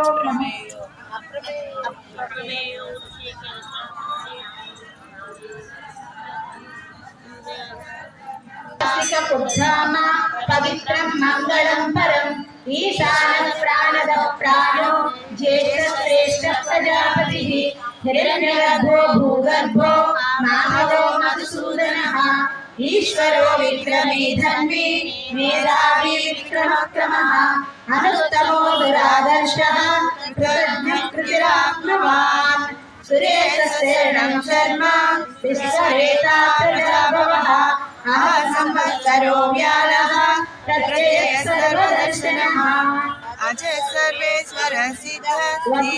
100 నామాలకి ఒక్కసారి మనం మంగళాశాసనం చేసుకోవటం అలవాటుగా ఉందమ్మా. జిఎస్ స్వామివారు నేర్పించింది. ఇవి 1000 నామాలు కదా, 1000 నామాలకి 100 నామాలకి ఒక్కసారి స్వామికి మంగళాశాసనం చేస్తే, ఎందుకంటే మనం కొంచెం గట్టిగా వెళ్తాం కదా, మన మాట కూడా ఆయన యొక్క శరీరాన్ని వడలింప చేస్తుంది అన్నమాట. ఆయన అతి సుకుమారుడు కదా, అందుకని ఆ శరీరానికి ఎక్కడ అలసట కలుగుతుందో అని కొంచెం పాద్యం ఇచ్చి కొంచెం నివేదన చేసి ఒక మంగళాశాసనం చేసుకుంటారు. ఈ మంగళాశాసనం మనకి ఎవరు నేర్పించారు? ఆళ్వార్లో 7వ ఆళ్వార్లైనా పెరియాళ్ళ వారు నేర్పించారు అన్నమాట. ఆ తర్వాత ఆయన కూతురైనటువంటి గోధుమ నేర్పించింది మనకి మంగళాశాసనం చేయడం. ఎక్కడ మంది పెట్టుకున్నాం మనం? విశ్వం విష్ణు వషట్కార. అంటే ఒక్కో పదాన్ని మనం విష్ణు సహస్రనామాన్ని పూజ చేయడానికైతే ఓం విశ్వాయ నమః, ఓం విష్ణవే నమః, ఓం వషట్కారాయ నమః అని అలా చదవచ్చు. అదే మనం జపం చేయాలి అంటే ఓం విష్ణవే స్వాహ, ఓం విశ్వాత్మనే స్వాహ అని అలా చేయొచ్చు. అలాగే తప్పయామి అని తర్పణం చేసే విధానంగా చేయాలంటే ఓం విశ్వం తర్పయామి, ఓం విష్ణుం తర్పయామి, ఓం వషట్కార తర్పయామి. అలా 3 విధాలుగా మనం విష్ణు సహస్రం స్తోత్రంగా చేసుకుంటే వరుసగా శ్లోకాలన్నీ చదువుకుంటూ వెళ్ళిపోవచ్చు. అదే పూజగా చేయాలి అనుకుంటే ముందు ఓం అనే పదాన్ని చేర్చి తర్వాత చతుర్థి విభక్తి అయిన నమః పదాన్ని చేర్చి ఓం విశ్వాయ నమః, ఓం విశ్వం నమః, ఓం విష్ణవే నమః అనుకుంటూ వెళ్ళండి. అసలు ఈ విశ్వం అనే పదమే చెప్పుకున్నాం కదా, మనకి ఒక్కొక్క నామాన్ని బాగా అనుసంధానం చేసి ఆ గుణానుభవం చేస్తూ చేస్తూ చేస్తూ వాళ్ళు ఆ నామంతోనే తరించిపోయారన్నమాట. అవి వాళ్ళ దగ్గరే ఉండిపోతే వ్యాసుడు వెళ్ళి ఆ నామాలన్నీ వేరుకొచ్చి మనకి చక్కగా ఒక మాలగా ఇచ్చారు. ఈ విశ్వం అనే పదాన్ని ఒక్క పదాన్ని తీసుకుంటే మనకు చిన్న కథ చెప్తుంటారు. ఒక అన్నదమ్ములు 2 ఉండేవారు ఒక ఊళ్ళో. ఒక పెద్దవాడేమో కొంచెం బుద్ధి తక్కువ ఉన్నవాడు. అలాంటి వాడు ఏం చేసేవాడు, ఓం విశ్వం నమః, ఓం విశ్వాయ నమః, ఓం విశ్వాయ నమః అదొక్కటే వచ్చింది పాపం అన్నగారికి. ఆ ఒక్క పదాన్ని ఓం విశ్వాయ నమః, ఓం విశ్వాయ నమః అనుకునేవాడట. చిన్నవాడు కొంచెం తెలివైన వాడు, పండితుడైపోయాడు, మంచి గ్రంథాలన్నీ చదివేశాడు, మంచి జ్ఞానం సంపాదించేశాడట. అయితే కొద్ది రోజులు సంపాదించే జ్ఞానం ఎక్కువైపోయి కొంచెం బుద్ధి కూడా గర్వించి మా అన్నగారికి ఏమీ రావట్లేదు, ఆ విశ్వాయ నమః విశ్వాయ నమః ఓం విశ్వాయ నమః అంటాడు, వీడు ఇక్కడ ఉండి కూడా వృధా, బయటికి తోసేద్దాం అనుకుని బయటికి తోసేసారంటే ఇంట్లో నుంచి ఆ అన్నగారిని ఊరి బయటకి ఎప్పుడైతే తోసేసారో ఈ పండితుడికి ఆ వాగ్దాటైన ఆ వాక్కు పడిపోయింది, ఆ బుద్ధి కూడా చెల్లించిపోయిందంట, మతి భ్రంశం చెందింది అంటారు కదా, అలా అయిపోయిందట. వెంటనే పండితులు పిలిచి ఏం స్వామి ఇలా అయిపోయింది, అనుకోకుండా ఇలా అయిపోయింది, నా మాట పడిపోయింది, నా బుద్ధి కూడా సరిగా పనిచేయట్లేదు, ఏం జరిగిందంటే ఇప్పటి వరకు మీ అన్నగా ఓ విశ్వాయ నమః అనే నామంతో నిన్ను రక్షించారయ్యా. అంటే విశ్వానంతటికి జగత్ప్రభు అయినటువంటి ఆ నామం నిన్ను రక్షించింది, నీ పాండిత్యం కాదయ్యా, వెంటనే వెళ్ళి మీ అన్నగారిని తీసుకురా అంటే మరలా వెళ్ళి పాదాల మీద పడి క్షమాపణ కోరి వారి అన్నగారి ఇంటికి తీసుకొచ్చుకున్నారట. అంటే ఒక్క విశ్వం అనే పదం, విశ్వం అంటే అంతగా వ్యాపించినటువంటి వాడు, సర్వత్రా వ్యాపించినటువంటి వాడు. అలాంటి నామాలు మనం 1000 చదువుకుంటున్నాం. అందులో 1000 100 నామాలైనవి. 100 నామాలు అర్థాలు చెప్పుకోవాలి అంటే అడిగేనికైతే అంత జ్ఞానం లేదు. పెద్దలైతే చక్కగా వివరంగా ఒక్కో పదాన్ని ఒక్కో రోజు చెప్పగలిగే అంత సబ్జెక్ట్ ఉంటుంది.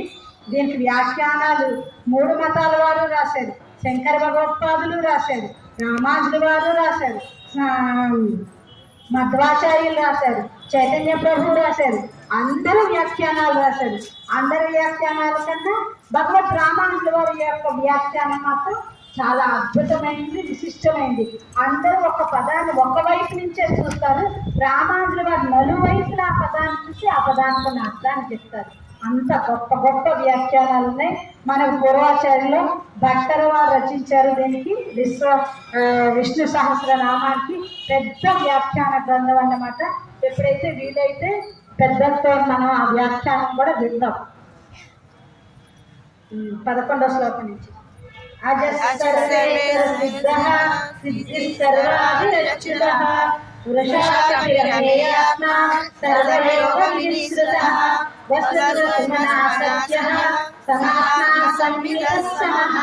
అమోఘ పుండరీకాక్షో వృషకర్మా వృషాకృతిః రుద్రో బహుశిరా బభ్రుః విశ్వయోని సుచిస్రవాః అమృతశాస్త్రస్నాడుః వరారోహో మహాతపాః సర్వగః సర్వవిద్వానుః విశ్వక్సేనో జనార్దనః వేదో వేదవిదవ్యంగో వేదాంగో వేదవిత్కవిః लोकाध्यक्ष सुराध्यक्षो धर्माध्यक्ष कृताकृतः चतुरात्मा चतुर्व्यूहः चतुर्दश चतुर्भुजः राजिष्णुर्भोजनं भोक्ता सहिष्णुर्जगदाधिजः अनघो विजयो जेता विश्वयोनि पुनर्वसुः उपेन्द्रो वामनप्रांशुः अमोघशुचिरुज्जितः अतीन्द्रसंग्रहः सर्गो धृतात्मा नियमो यमः वेद्यो वैद्यसदा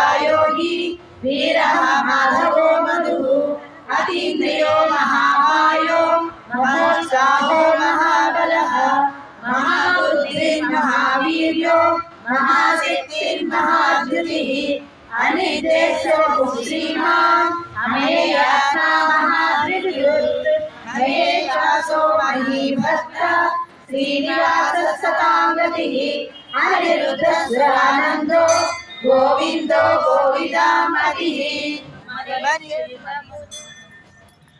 200 పదాలైన 200 నామాలైన అన్నమాట. ఈ 11వ శ్లోకం ఉంది కదా, అజస్సర్వేశ్వర సిద్ధ సిద్ధ సర్వావిరచ్యుత వృషాకపిరమేయర్ణ సర్వయోగ నివిస్తుత. ఈ సిద్ధ సర్వావిరచ్యుత అని కొంతమంది విష్ణు సహస్రనామం ఎలా చదువుతారంటే ప్రతి శ్లోకానికి మధ్యలో సిద్ధ సర్వాధిరచ్యుత వృషాకపిరమేయర్ణ సర్వయోగ నివిస్తృత ఆ శ్లోకం కలుపుతారు. ఇంకొకళ్ళు ఏం చేస్తారంటే 22వ శ్లోకం కలుపుతుంటారు అనమాట. అంటే అనుక్రమణ పద్ధతిలోనే ఇంకొక పద్ధతి ఉంటుంది. విష్ణు సహస్రం పారాయణం చేయడానికి మనకి ఏ కోరికలు లేవు, లోకక్షేమం కొరకే చేస్తున్నాము అనుకుంటే గనక క్షీరోదంగ ప్రదేశ దగ్గర నుంచి చేస్తారు. లేదు ఇంటిలో నియమంగా చేస్తున్నాము అనుకుంటే శ్రీశైలేశ దయాపాత్రం దగ్గర నుంచి మొత్తం అంతా అనుష్ఠానం చేస్తారు. అస్సలు ఇవన్నీ మాకు ఓపిక లేదండి, అలా జరగదండి, మేము చేసుకోలేమండి అలా అంటారా? శ్రీరామ రామ రామేతి రమే రామే మనోరమే సహస్రనామ తత్తుల్యం రామనామ వరామణే. ఆ ఒక్క శ్లోకం చదివిన విష్ణు సహస్రం అంతా చదివిన ఫలం వస్తుంది. మాకు నోరు తిరగదండి, ఎలాగండి అంటే ఎలా వస్తే అలా పలకండి. ఊరని ఊరగాయి వచ్చిరాని మాటని చిన్నపిల్లలు మనకి అత్త తాత నాన్న అంటూ రాకపోతే ఏదో తప్ప అంటే నన్నే పిలిచారని ఆనందపడుతుంటాం కదా. అత్త అన్న అమ్మ అన్న నన్నే పిలిచారు, అత్తేమో నన్నే పిలిచారు అనుకుంటుంది, అమ్మేమో నన్నే పిలిచారు అనుకుంటుంది. అలాగా మనం వచ్చి రానట్టు పలికినా కూడా మనస్సుతో పెట్టి శ్రద్ధగా చదివితే కనుక తప్పకుండా ఆనందిస్తారు. అలాగని తప్పులే చదివేయాలని లేదు, చదవగా ఎవరో ఒకరుగా ఆచార్యులు లభిస్తారు. అందులో ఉన్న తప్పులన్నీ సరిదిద్దుకుంటూ మంచిగా చదవడానికి కూడా మనం ప్రయత్నం చేయొచ్చు.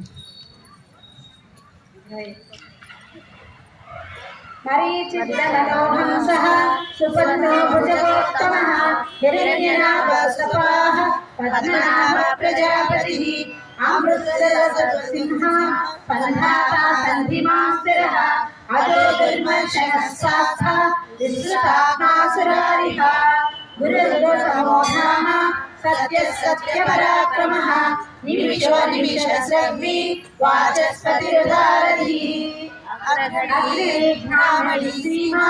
న్యాయో నేతా సమీరణః సహస్రమూర్ధా విశ్వాత్మా సహస్రాక్ష సహస్రపాత్ ఆవర్తనో నివృతాత్మా సంవృత సంప్రవర్తనః అహ సంవత్సకో వహ్ని రణీధరః సుప్రసాద ప్రసన్నాత్మా విశ్వభుగ్విభుః సత్కర్తా సత్కృత సాధు నారాయణో నరః అసంఖ్యేయ ప్రమేయాత్మా విశిష్ట శిష్టకృత్యుచిః సిద్ధార్థ సిద్ధ సంకల్పః సిద్ధ సాధనః వృషా హి వృషభో విష్ణుః వృషశర్వాంశోదరః వర్ధనో వర్ధమానశ్చ వివిక్త స్తుతి సాగరః శుభజోజోగ్ని మహేంద్రో వసుదో వసుః నైక రూపో బృహద్రూపః శ్రీవిశ్వ ప్రకాశనః ఓజస్తేజోజ్యుతిధరః ప్రకాశాత్మా ప్రతాపనః రుద్రస్వష్టాక్షరో మంత్ర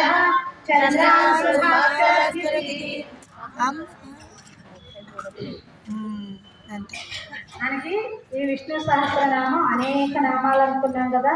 ఇందులో రామనామ వైభవం చెప్తారు, నృసింహావతార వైభవం చెప్తుంటారు, అలాగే మనకి వరాహ అవతార వైభవం చెప్తుంటారు. ఒక్కటి కాదు, ఇక్కడ భగవంతుడి యొక్క విశ్వయోని శుచిశ్రవాహ, ఈ యొక్క విశ్వానంతటికి తల్లి తండ్రి అయినటువంటి వాడు మన స్వామియే. ఈశ్వరో విక్రమి తండ్రి. ఈ విక్రమ అనే పదాన్ని తెలుసుకోవాలంటేనే చాలా గొప్పదైందన్నమాట. ఎదురులేని పరాక్రమము కలిగినటువంటి వాడు రామచంద్రుడు. ఒక్క రావణాసుడు, 10 తలల రావణాసుడే కాదు, నా 14,000 మంది రాక్షసులు వచ్చినా కూడా అరముహూర్త కాలంలో మట్టు పెట్టినటువంటి వాడు. అలాంటి ఎదురులేని పరాక్రమం కలిగినటువంటి వాడు మన రామచంద్రుడు. విక్రముడు, ధనస్సు ధరించినటువంటి వాడు.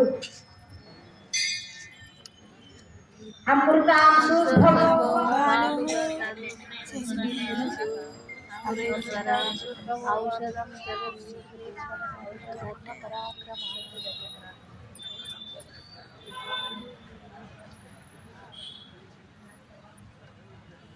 విక్రమ అనుకున్నాం కదా. మనకి పెద్దలు ఒక వ్యాఖ్యానంలో ఒక మంచి అర్థం చెబుతారనమాట. వి అంటే పక్షి, వి అంటే పక్షి. ఆ పక్షిని విరహ, విక్రమ. విరహ అంటే పక్షుల్లో శ్రేష్టమైనటువంటి గరుడాల్వాన్ని ఎక్కి క్రమణ అంటే ప్రయాణం చేసేవాడు. వి అంటే పక్షి, విక్రమ అంటే పక్షుల్లో శ్రేష్టమైన గరుడాల్వాన్ని ఎక్కి క్రమణ పరిచారం చేసేవాడు అనమాట. జనాల్ని రక్షించడానికి భగవంతుడు గరుడాల్వాన్ని ఎక్కి పొరపాటుగా బయటికి వేయించేస్తుంటాడు. బ్రహ్మోత్సవాల్లోనూ ఇలాగా విశేషమైన దినాలలో అన్నమాట. అదే కాదు, ఎదురులేని పరాక్రమం కలిగినటువంటి వాడు. ఎప్పటికీ రామచంద్రుని ఓడించగలిగేవాడు అంటూ లేనటువంటి వాడు. అత్యద్భుతమైన పరాక్రమం కలిగినటువంటి వాడు మన స్వామి విక్రమ. శ్రేష్ఠుడైన గరుడాల్వాన్ని ఎక్కి మన శత్రువులన్నింటినీ జయించేటటువంటి వాడు మన స్వామి. అమృతాంశోద్భవో బాహు శశబిందు సురేశ్వర ఔషధం జగతస్సేతు సత్యధర్మ పరాక్రమ భూతభవ్య భవన్నాద పవన పావనో నరః కామః కామకృత్కాంతః కామః కామప్రదః యుగాది కృద్యుగావక్తో నైకమాయో మహాసనః అదృశ్యో వ్యక్తరూపశ్చ సహస్రజితనంతజిత్ ఇష్టో విశిష్టశిష్టేష్టః శిఖండీనముషో వృషః క్రోధః క్రోధకృత్కర్త విశ్వబాహుర్మహీధరః అచ్యుత ప్రదిత ప్రాణః ప్రాణదో వాసువానుజః అపామిదరిష్టానః అప్రణమస్తప్రతిష్ఠితః స్కందధరో దుర్యో వరదో వాయువాహనః వాసుదేవో బృహద్భానుః ఆదిదేవ పురంధరః అశోకస్తారణస్తారః శూరశౌరిధరీశ్వరః అనుకూలశ్రావక్తః పద్మీ పద్మవివేషణః పద్మనాభో అరవిందాక్షః పద్మరక్తశరీరహృత్ మహద్విరుద్ధ వృద్ధాత్మా మహాక్షోరగరుడధ్వజః అసురశర్వో భీమః సమయజ్ఞో హరిహరిః సర్వలక్షణలక్షణ్యో లక్ష్మీవాన్ సమితంజయః విక్షరోహితో మార్గో వేదుర్దామోదరః మహీధరో మహాభాగో వేగవానమితాసనః. ఎలాంటి వారంట స్వామి? మనం మనసారా పలకపోయినా రక్షిస్తాడంట. నమ్మాలి వాళ్ళు అదే అంటారు, స్వామి నిన్నెప్పుడు నేను మనసారా తలవల, పైకి ఒక మాట చెప్పా, లోన ఒక మాట చెప్పా, చేసే క్రియ ఒకటి. మనసులోనేమో నిన్ను శంఖ చక్ర గదాపాణి అని ద్రౌపది పలికినట్టు నేను పలకలేదు. கையார் செங்கரத்து என் கருமாணிக்கமே என்னென்ன பொய்மே சொல்லி പുറമേ പുറമേ ആടി മെയ്യെ പെത്ത് ചിന്തേ ఇది వాయక్క పారస్ అయ్యో కన్న పిరానే ఇది పోనాలే అని నేను కయ్యార్ చక్రత్తు నేను కరుమాణిక్యమే శంఖం ధరించినవాడా చక్రం ధరించినవాడా శంఖం ధరించినవాడా నా నీలమేఘ శ్యామా అని పిలిచాను. ఎలా పిలిచాను? వేదాలన్నీ చదివేసినటువంటి మహాపండితులు మహా మనసున్న వాడిలాగా పిలిచేశాను నిన్ను. నువ్వేమనుకున్నా వీడేదో భలే ఆర్తితో పిలుస్తున్నాడు, వీడి దగ్గరికి వెళ్ళకపోతే ఎలాగా అనుకుని పరుగు పరుగు నా దగ్గరికి వచ్చేసావు. కన్నపిరానే కన్నన్నే ఇంకా తప్పించుకోగలవా నా దగ్గర నుంచి? నేను ఎలాంటి ఫలితాన్ని పొందాను? అన్నీ చేసి మనసుతో ప్రార్థన చేసి ఈ జ్ఞానమంతా భక్తి అంతా కలిగిన వాడు ప్రపత్తి చేసిన వాడు ఎలాంటి ఫలాన్ని పొందాడో ఏమీ చెయ్యకుండా మోసపూరితంగా ఈ కయ్యార్ చక్కరత్తు ఎంకరు మాణిక్యమే అన్న నేను కూడా అంత ఫలితాన్ని పొందానయ్యా. ఇప్పుడు నా హృదయంలో ఉన్నా, నువ్వు తప్పించుకోగలవా? ధైర్యం ఉందా నీకు? తప్పించుకొని పో స్వామి అన్నాడంట మన నమ్మాళ్ళు.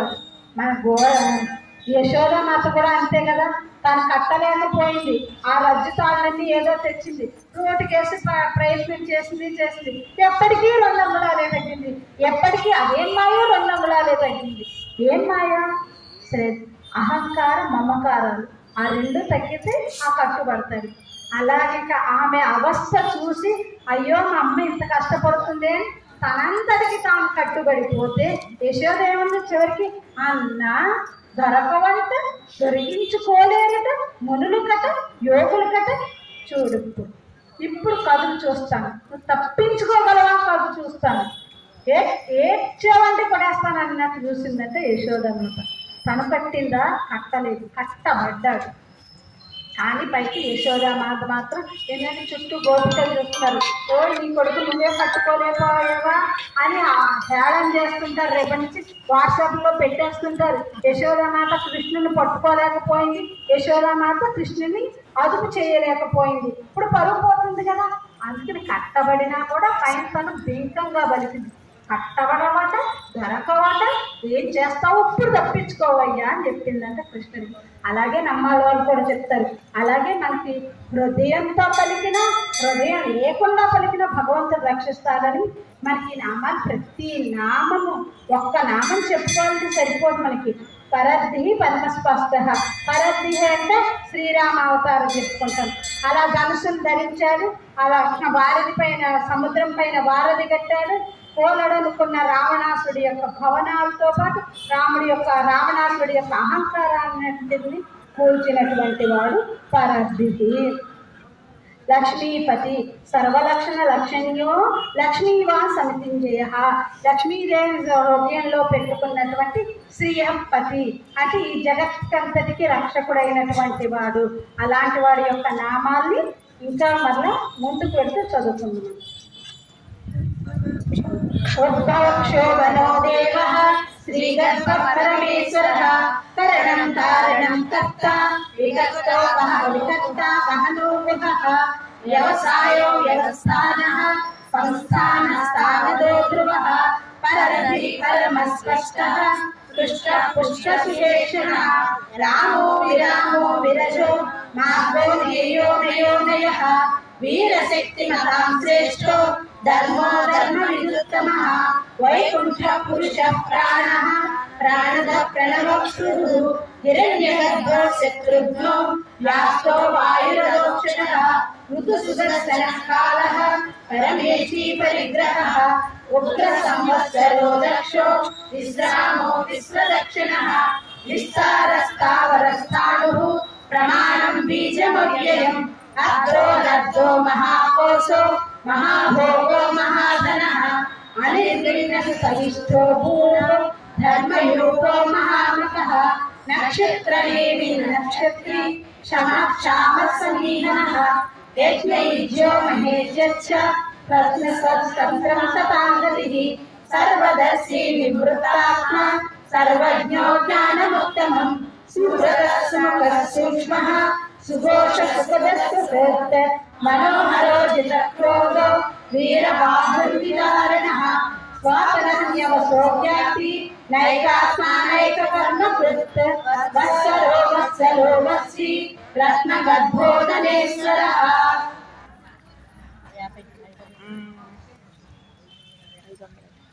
యజ్ఞో యుజ్యో మహేజ్యశ్చ సత్రం శతాంగతిః సర్వదర్శి నివృత్తాత్మ సర్వజ్ఞో జ్ఞానముత్తమం. ఈ యజ్ఞభోక్త, ఈ యజ్ఞాలన్నింటికి స్వామి అయినటువంటి వాడు ఆయనే. పరమే ఋతు సుదర్శన కాల పరమేష్టి హరిగ్రహ. ఉగ్రో సంవత్సరో దక్షో విశ్రామో విశ్వదక్షిణ. ఈ విశ్వానికంతటికి కన్ను అయినటువంటి వాడు, స్వామి అయినటువంటి వాడు, మన పరమాత్మ అయినటువంటి నారాయణుడి యొక్క నామాన్ని ఇందులో ఏమని చెప్తున్నారు? వీర శక్తి మతాలు, విక్రమం కలిగినటువంటి వాడు, శక్తి కలిగినటువంటి వాడు, శ్రేష్ఠ ధర్మ ధర్మ విదుత్తమ, ధర్మాలకన్నిటికీ ఆలయమైనటువంటి వాడు, ధర్మాలన్నింటినీ బాగా తెలుసుకున్నటువంటి వాడు స్వామి అయినటువంటి రామచంద్రుడు. ఒక రామచంద్రుడే కాదు, ఇందులో కల్కి అవతారాన్ని కూడా చెప్పారు మనకి నామాలు. ధర్మకు ధర్మకు ధర్మి స్వాపన నవసోవ్యాపి నైకాత్మ నైక ధర్మకు వత్సరో వత్సలో వస్సి రత్నగర్భోదనేశ్వర. వాత్సల్య గుణానికి రాముడు పెట్టిన పేరు. వాత్సల్య గుణం అంటే ఏంటి? మనలో ఉన్న దోషాలను కూడా భోగ్యంగా స్వీకరించేవాడు. ఇందాక అమ్మ అనుకున్నాం కదా, తన ఉయ్యాల్లో బిడ్డ అంతా ఒళ్ళంతా చెరిపేసుకున్నా కూడా అయ్యో నా బిడ్డ, నా చిన్ని తండ్రి అని వాళ్ళలో ఉన్న మలినాన్ని ఏమీ చూడకుండా చక్కగా భుజాన్ని వేసుకెళ్ళి స్నానం చేయించినట్టు మనలో దోషాలను కూడా చూడకుండా స్వామి మనల్ని రక్షిస్తూనే ఉంటాడు. ఇలాగా ఒక ఆవు ఈనిందనుకోండి, ఆ దూడను ఎవరు మనుషులు వెళ్ళి శుభ్రం చేయరు. ఆవే తన నాలుకతో వాటిని అన్నింటినీ, ఆ దూడ పైన ఉన్న మాలినాన్నంతటిని నాలుకతో నాకేసి పొట్టలోకి తీసుకుంటుంది అన్నమాట. అలాంటి వాత్సల్యమూర్తి అయినటువంటి భగవన్నామాల్ని మరికొన్ని చదువుకుంటూ ముందుకు బయలుదేరు. ధర్మకృత్ ధర్మి సదక్షరమష్టక్షరం అవిజ్ఞాత సహస్రాంశు విధాత కృతలక్షణః వరిష్టనేమి సత్వస్తః సింహో భూతమహేశ్వరః ఆదిదేవో మహాదేవో దేవేశో దేవృద్ధిరుః ఉత్తరో గోపతైర్గోప్త జ్ఞానగమ్యపురాతనః శరీరభూత బుద్ధోక్త కపిలో భూరి దక్షిణః సోమపో మృత సోమః పురజిత్పురు సప్తమః వినయో సత్యసందో దాసారసపతాంపతిః జీవో వినేతా సాక్షి ముకుందో అటక విక్రమః అంబో నిరనంతాత్మ మహాదశయోంతకః అజో మహాస్వాభావ్యో జితామిత్ర ప్రమోదనః ఆనందో నందనో నందః సత్యధర్మాంతి విక్రమః మహర్షి కపిలాచార్య కృతజ్ఞో మేదినీపతిః త్రిపదసాధ్యక్షః మహాశృంగకృతాంతకృత్ మహావరాహో గోవిందః సుశేషణ కనకాంబలి గుహ్యో కవీరో గహనో గుప్త చక్రగదాధరః వేదాస్వాంగోజిత కృష్ణో దృఢస్పర్శనోచితః వరుణో వారుణో వృక్షః పుష్టరాక్షో మహామనాః భగవాన్ మహానంది వనమాలి హరాయుధః ఆదిత్యో జ్యోతిరాదిత్య సవిష్ణుర్సత్తమః.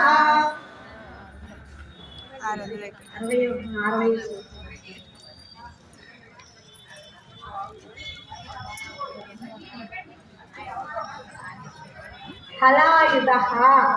హలాయుధః అంటే భగవంతుడి యొక్క హలం సతత క్షీరం దత్తేయో అసో హలాయుధః.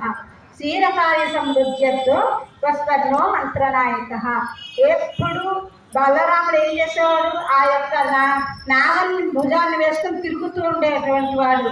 అలాంటి బలరాముడికి తమ్ముడైనటువంటి వాడు వనమాలి. వనమాలను ఎప్పుడు ధరించినటువంటి స్వామి, నందగోపుని యొక్క కుమారుడు. ఎలాంటి వాడు మన స్వామి? వేదాలన్నీ మహావరాహో గోవింద సుశేషణ కనకాంగది.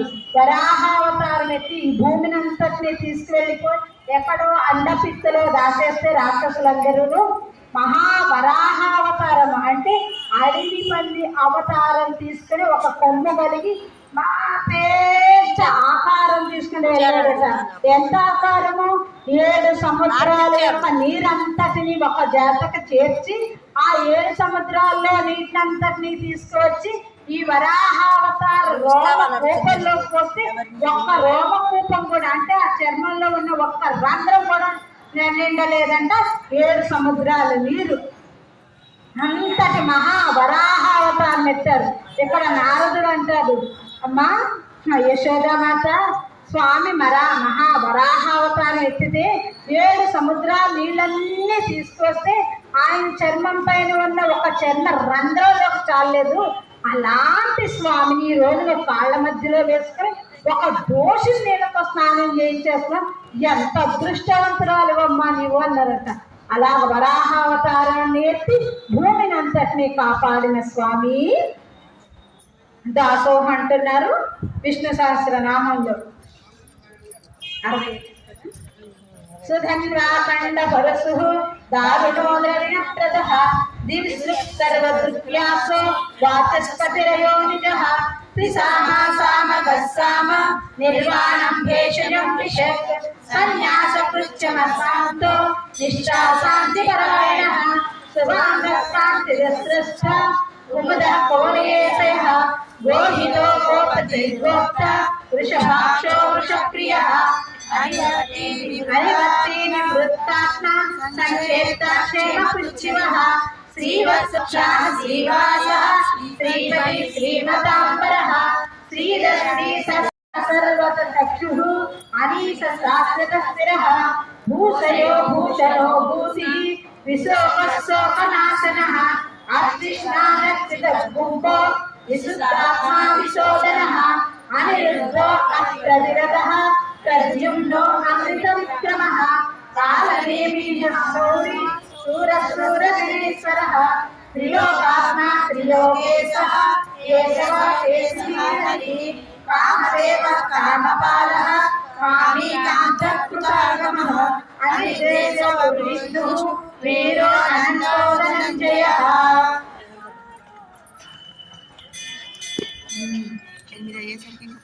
భగవానుడే వ్యాసావతారం తీసుకుని వచ్చాడు అంటారు కొన్ని సందర్భాలు. ఎందుకంటే ఆ వేదాలను విభజించడం, ఆ పురాణాలు రాయడం, ఆ మహాభారతం రాయడం అనేది మామూలు మానవులకి సాధ్యం కాదు. అందుకనే భగవంతుడే వ్యాసుడుగా వచ్చాడా అని వ్యాస భగవానుడు అంటారు. వాల్మీకి భగవానుడు పెద్దవాళ్ళని అలా పిలుస్తారు కదా. అలాగే ద్రవిణ ప్రధ వ్యాసావతారం తీసుకుని వచ్చిన స్వామి దివిసృక్ సర్వదృగ్వ్యాసో వాచస్పతి అయోనిజః. ఆయన సంపదంతా అక్షర సంపదంతా ఆయనలో నుంచే పుట్టుకొచ్చింది. మనకి ప్రణవం చెప్తారు, ఓంకారం చెప్తారు. ఓంకారం అంటే ఏంటి? ఆ మకారాలు కలిసింది. ఆ అంటే భగవానుడైన నారాయణుడు. ఉకారము అంటే మకారము అంటే జీవుడు. ఈ జీవుడు ఆ నారాయణుడికే చెందినవాడు. ఇలాగ వేదాలు అక్షర సంపద అంతా ఆయన నుంచే వచ్చింది. అనివర్తి సంక్షేప్త క్షేమకృత్యవ శ్రీవత్స వక్షాహ శ్రీవాస. ఆ శ్రీవత్సం అనే పుట్టుమచ్చ కలిగినటువంటి వాడు శ్రీపతి. మా అమ్మకి భర్త అయినటువంటి వాడు. అమ్మ నారాయణుడికి ఏదైనా విశేషం చెప్పాలి అంటే అమ్మ వక్షస్థలంలో కలిగి ఉన్నవాడే నారాయణుడు. ఆయనే సర్వ జగద్రక్షకుడు, ఆయనే జగత్పతి, ఇతరులు ఎవరు కాదు. అలాంటి లక్ష్మీదేవికి పతి అయినటువంటి వాడు నారాయణుడు. 71 బ్రాహ్మణం. కామదేవ కామపాలః కామీ కాంతకృతాగమః అనిర్దేశ్యో విష్ణుః వీరో అనంతో ధనంజయః బ్రహ్మణ్యో బ్రహ్మకృత్ బ్రహ్మ బ్రహ్మ బ్రహ్మ వివర్ధనః బ్రహ్మ విద్బ్రాహ్మణో బ్రహ్మి బ్రహ్మజ్ఞో బ్రహ్మణప్రియః మహాకర్మో మహాకర్మ మహాతేజ మహారథః మహాకృతిర్మహాయజ్ఞో మహాయజ్ఞో మహామహిః సవ్యస్తవ ప్రియ స్తోత్రం స్తోతార భోజన పూరితా పుణ్యః పుణ్యకీర్తిరనామయః మనోజోర్దీర్ఘకరో వసురేతా వసుప్రదః వసుప్రదో వాసుదేవో వసుర్వసుమనా హరిః సద్గతి సత్కృతి సత్త సద్భూతి సత్పరాయణః సూరసేనో యదుశ్రేష్ఠః శ్రీనివాసస్యామః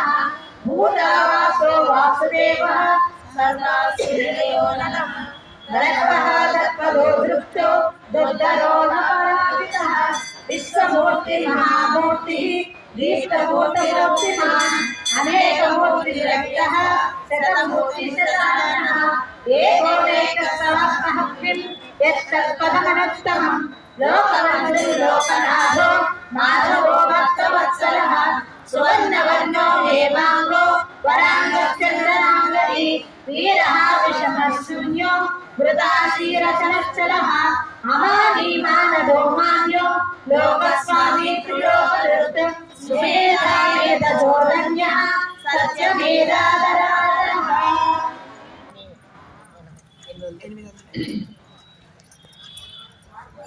వసుప్రదో వాసుదేవు ఈ వసుకి అంటే ఈ భూమికి భర్త అయినటువంటి వాడు, భూమాదేవికి కూడా ఆయనే భర్త అయినటువంటి వాడు. అలాంటి వాడు వసురేత. వసు అంటే మళ్ళీ తేజస్సు అని అర్థం వస్తుంది. రేత అంటే ఆ తేజస్సు కారణమైనటువంటి వాడు. తన ఈ దివ్య తేజస్సు ఈ యొక్క భూమండలాన్నంతటిని లీలా విభూతిని పరమపదాన్ని కూడా ఏలుతున్నటువంటి స్వామి. తీర్థకర అంటే ఓం తీర్థకరాయ నమః. మనకి గంగా నది పుణ్యతీర్థాలన్నీ ఉంటాయి కదా, ఆ పుణ్యతీర్థాలకి పుణ్యమైనటువంటి వారి పవిత్రతకు కూడా కారణము మన స్వామియే. అందులో ఏదైనా దుష్టుల యొక్క ప్రభావం ఉంటే కనుక వాటిని కూడా తీర్చేటటువంటి వాడు, అఘటిత ఘటనా సామర్థ్యం కలిగినటువంటి వాడు మన స్వామి. అలాంటి పుణ్యకీర్తి సంకీర్తనం చేసినట్లయితే పుణ్య ఎత్తి ఎలాంటి పాపాలు చేసిన వారమైనా సరే మనల్ని పునీతులుగా పవిత్రులుగా చేసి పెడతాడు స్వామి. అమానీ మానదో మాన్యో లోకస్వామి త్రిలోకధృత్ సుమేధా మేధజోధన్యః సత్యమేధాధరాధరః తేజో వృషో జ్యుతిధరః సర్వశస్త్రభృతామరః ప్రగ్రహో నిగ్రహో వ్యగ్రో నైకశృంగో గదాగ్రజః చతుర్మూర్తి చతుర్బాహు చతుర్నాభః చతుర్గతిః చతురాత్మా చతుర్భావః చతుర్వేదవేదపాదః నివృతాత్మా దుర్జయో దుర్దక్షిణః దుర్లభో దుర్గమో దుర్గో దురావాసో దురారిః సుభావో లోకసారంగః సుతంతువర్ధనః ఇంద్రకర్మా మహాకర్మా కృతకర్మా కృతాగమః ఉద్భవ సుందర సుందో రత్నః సులోచనః అర్కో వాజశ్రీ జయంతస్వమిజై సువర్ణబిందురక్షోభ్య సర్వవాగీశ్వరః మహాభూతో మహాభూతో మహానిధిః కుమరః కుండరః కుందః పద్యజన పావనో నిరః అమృతవపుః సర్వజ్ఞ సర్వతోముఖః సులభః సుప్రసిద్ధః శత్రుజిశ్చత్రుతాపనః జ్ఞానోదో నదరో శాస్త్రజ్ఞః స్థానోరాంధ్రనిషూదనః సహస్రాచి సప్తజిహ్వః సప్తైద సప్తవాహనః అమోఘ్యో భయనాశనః అనుగ్రహో గుణబ్రహ్మీర్ణో మహాన్ అదృష్టవద్భుతసాఖ్యః ప్రాగంసో వంశవర్ధనః. ఈ 10 శ్లోకాలకు మనం ఆపుకుంటున్నాం కదా, వారు వెళ్ళి హారతిస్తున్నారు. మనం కూడా ఇక్కడ మానసికంగా స్వామిని మన మనసులో ఆ కమల దళం పైన వేయించేసి ఉన్న స్వామి, ఆ కమలంలో ఆ ఎత్తు అయిన ఆసనంలో ఆ లక్ష్మీనారాయణుడు శ్రీదేవి భూదేవితో వేయించేసిన స్వామిని మనస్సులో కలుసుకుని మనము మన మనసులో ఒక హారతి ఇచ్చి ఒక నివేదన చేసి ఒక పుష్పంతో చక్కగా అలంకరించవచ్చు. మనం అక్కడ క్రియా విశేషంగా చేసినా కూడా మనసులో చేసింది మాత్రం చాలా గొప్ప ఫలాన్ని ఇస్తుందంట. భావానికి అంత గొప్ప ఫలం ఉంటుంది. ఎక్కడికి కదలక్కల, ఇక్కడే కూర్చోవచ్చు. అయ్యో అక్కడికి వెళ్ళి మనం హారతి దర్శించుకోలేకపోతున్నామే అనుకోవాల్సిన లేదు. మన హృదయంలోనే ఆ శేషతల్పం పైన, ఆ కమల దళాల పైన మేము చేసిన లక్ష్మీనారాయణుడు, నల్లటి వాడు నారాయణుడు, మంచి దబ్బపండు రంగులో ఉన్న అమ్మ, ఆ పక్కన నీలాదేవి, భూమాదేవి, వారిని ఆశ్రయించి ఉన్న మన గౌడాళ్ళ వాళ్ళు, వారిని ఆశ్రయించి ఉన్న నిత్యులు, ముక్తులు, విశ్వక్షేణులు, వీరందరూ మన మనసులోనే ఉన్నారు. వాళ్ళందరికీ ఒకసారి మన మనసులోనే మంగళం కౌశలేంద్రాయ మహనీయ గుణాత్మని చక్రవర్తి తనూజాయ సార్వభౌమాయ మంగళాశాసనం చేసేసుకోవచ్చు. మనకి ఇష్టమైన పదార్థాలన్నీ మన మనసులో ఉన్న స్వామికి నివేదన చేసుకోవచ్చు. ఒకసారి పాలకోవా చేస్తామా, ఒకసారి పాయసం చేస్తామా, ఒకసారి పళ్ళన్నీ ఇస్తామా, అలా మనం ఏం తలుచుకుంటే అది. భావనకు అంత శక్తి ఉందా? ఉంది. ఉత్తరాదిలో యమునా తీరం పైన ఈ మధ్య కాలంలో జరిగింది ఒకటి. ఆ యమునా తీరం దగ్గర ప్రతి పౌర్ణమికి చక్కగా ఆ వెన్నెల్లో ఆ ఇసుక పెన్నెల పైన పొయ్యి ఏర్పాటు చేసుకుని పాయసం తయారు చేసి ఉంది. ఆ పాయసాన్ని కృష్ణుడికి నివేదన చేస్తారట. మరీ ముఖ్యంగా రాస పౌర్ణమి రోజున. అలా ఒకసారి జరుగుతూ ఉండగా అందరూ పొయ్యలు పెట్టుకున్నారు, ఆవు పిడకలు తెచ్చుకున్నారు, ఆవు పాలతో నివేదన పాయసాలు వండుకుంటున్నారు.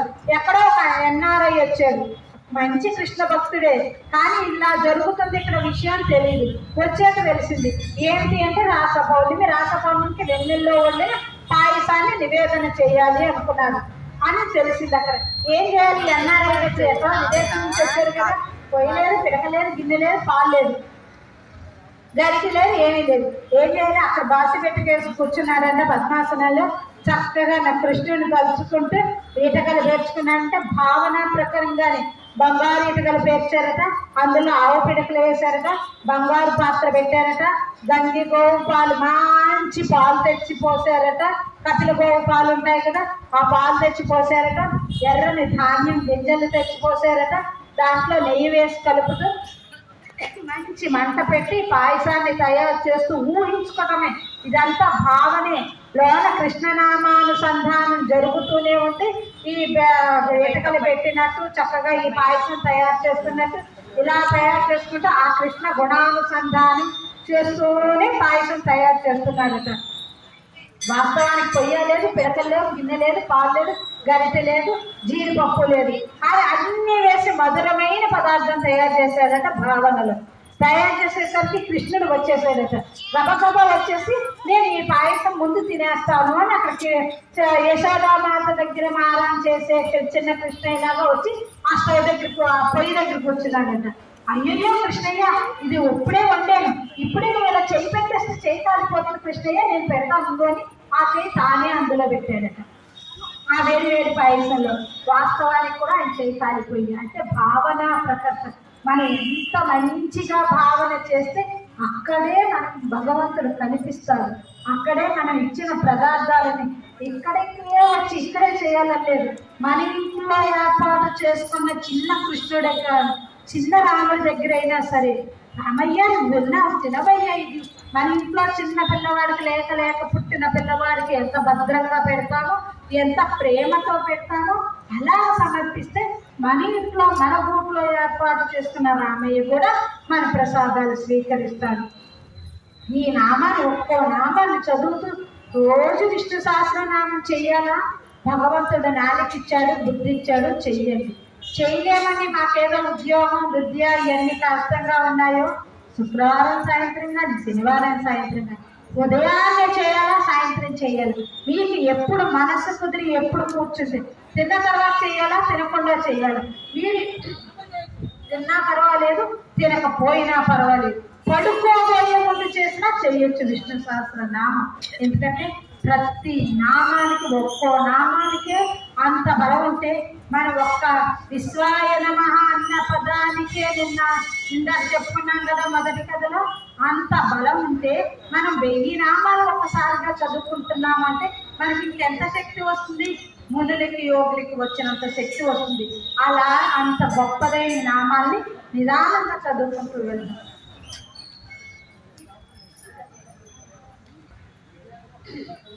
తొంభై భారభృత్కరితో యోగి యోగి సర్వకామదః ఆశ్రమశ్రమణక్షామః సుపర్ణో వాయువాహనః దరిద్రో ధనుర్వేదో దండో అమితాగమః అపరాజితః సర్వస్వో నియంతా నియమో యమః సత్యవాన్ సాత్వికః సత్యః సత్యధర్మపరాయణః అభిప్రాయ ప్రియారోధః ప్రియకృత్యవదనః విహాయ శక్తి జ్యోతిః సురనిర్భుద్విభుః రవివిలోచన సూర్యః సవితా రవిలోచనః అనంతోద్భోక్త సుఖదో నైకదోగ్రజః అనిర్విఘ్న సదామర్షి లోకాధిష్టానమద్భుతః సనాతనః కపిలః కపిలవ్యయః స్వస్తి స్వస్తి స్వస్తి స్వస్తి రక్షణః అరౌద్రౌద్రహి చక్రి విక్రమోపితశాసనః సత్యాధికసదసః శిశిరః సర్వీకరః అక్రూరః పేసలో దక్షో దక్షిణక్షమినాపరః విద్ధత్తమో వీతభయః పుణ్యశ్రవణకీర్తనః ఉత్తారణో దుష్కృతిః పుణ్యో దుస్వప్ననాశనః వీరః రక్షణः సంతో జీవన పర్యవసితః అనంతరూపో అనంతశ్రీ జతాంతయాపహః చతురస్రేవ వీరాత్మా విదిశో వ్యాధిశో దిశః. మనం ఇందాక చతుర్మూర్తి 82వ శ్లోకం చదువుకున్నాం కదా. చతుర్మూర్తి చతుర్బాహు చతుర్యూహ చతుర్గతి చతురాత్మ చతుర్బాహ అని చదువుకున్నాం కదా. ఆయన 4 చేతులు కలిగిన వారట. 4 చేతులు అంటే శంఖ చక్ర గదాపాడి అని ఆయుధాలన్నీ పుచ్చుకోవటమే కాదు. ఆ 4 చేతుల అర్థం ఏంటంటే ధర్మ అర్థ కామ మోక్షాలు. రామచంద్రుడిగా వచ్చినప్పుడు 2 చేతులతోనే వచ్చాడు. ఏ కావాల్సి వచ్చినా గబగబ ఎత్తుకోవాల్సి వచ్చేది.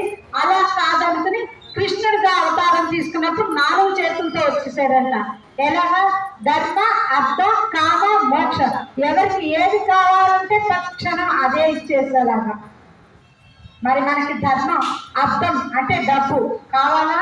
కావాలి. ఎంత కావాలి? బోల్డంత డబ్బు కావాలి. ఎందుకు కావాలి? ధర్మానికి, ధర్మ కార్యక్రమాలకి ఖర్చు పెట్టడానికని మనకి డబ్బు కావాలి. అలాంటప్పుడు మనకి ఎన్ని కోట్లు ఉన్నా అహంకారం రాదు, గర్వం రాదు. మనకి 1 కోటి రూపాయలు ఉన్నాయనుకోండి, రేపు ఇక్కడ బ్రహ్మోత్సవాలు కైంకర్యం చేస్తాం. ఇంకా డబ్బులు ఉన్నాయనుకోండి, శంషాబాద్ బ్రహ్మోత్సవాల్లో కైంకర్యం చేస్తాం. ఇంకా డబ్బులు ఉన్నాయనుకోండి, విజయశీలాద్రి వెళ్ళి మనం కైంకర్యం చేస్తాం. అందుకోసమని ధర్మ కార్యాల కోసమని మనకి డబ్బు కావాలి. కామం, కామం అంటే కోరిక. కోరిక ఉండాలి దేని విషయంలో? మోక్షం విషయంలో. మోక్షం అంటే ఏంటి? ఈ శరీరాన్ని వదిలిపెట్టుకోవడం కాదు, ఈ కర్మబంధాలు విడిచిపెట్టి వెళ్ళాలి. కర్మబంధాలు విడిస్తే మనకి మోక్షం అవుతుంది. అది పుణ్యకర్మైనా వదిలిపెట్టాల్సిందే, పాపకర్మైనా వదిలిపెట్టాల్సిందే. అందుకని వీళ్ళని నేర్పించడానికి ధర్మ అర్థ కామ మోక్షాలుగా, ధర్మ అర్థము ఈ 2 ఒక 2 చేతులుగా, అర్థము ధర్మము ఒక 2 చేతులుగా, కామము మోక్షము ఒక 2 చేతులుగా వదిలిపెట్టుకుని 4 చేతులుగా వచ్చారు. వీళ్ళ అర్థాన్ని కోరుకుంటే ఇచ్చేద్దాం, వాటిని ధర్మానికి వినియోగిస్తారు.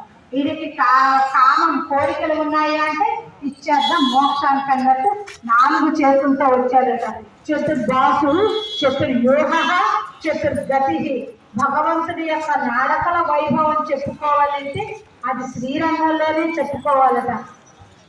గజగమనమా, మన సింహగమనమా, చిరుత గమనమా, ఒక ఎద్దువ నడిచేటట్టు గంభీరంగా నడుస్తాడా? అందమైన నడకలుగా చూపుకోవాలంటే శ్రీరంగంలో పురపాటు అంటే బయటకు స్వామి ఏం చేసినప్పుడు ఆ రథాన్ని, ఆ రథం మోసేవారు, ఆ పాత్రాంగులు ఆ నడకలు నడిచి నడిచి చూపిస్తారట. అలాగ 4 రకాల నడకలు కలిగినటువంటి వాడు చతురాత్మ. అంటే అందరికీ అంటే మనుషులకి, దేవతలకి, స్థావరాలకి, జంగమాలకి, అన్ని ఆత్మలకి స్వామి అయినటువంటి వాడు చతుర్భావ. తన్నాక మోక్షాలన్నిటికీ ఇచ్చేవాడు. చతుర్వేద విధేయకపాత్, 4 వేదాలతో తెలపబడేటటువంటి వాడు. అలాంటి స్వామి మనం ఒక్క పదం కూడా నిజం చెప్పుకోవాలంటే ఒక్క పదానికి కూడా అర్థం పూర్తిగా చెప్పుకోలేము. ఎందుకంటే పారాయణం చేసుకుంటూ చెప్పుకోవాలంటే చాలా కష్టం. ఒక్క శ్లోకం రోజు ఒక్కసారి ట్రై చేస్తే ఏమైనా చిన్న చిన్న అర్థాలు తెలుసుకోవడానికి ప్రయత్నం చేయొచ్చు.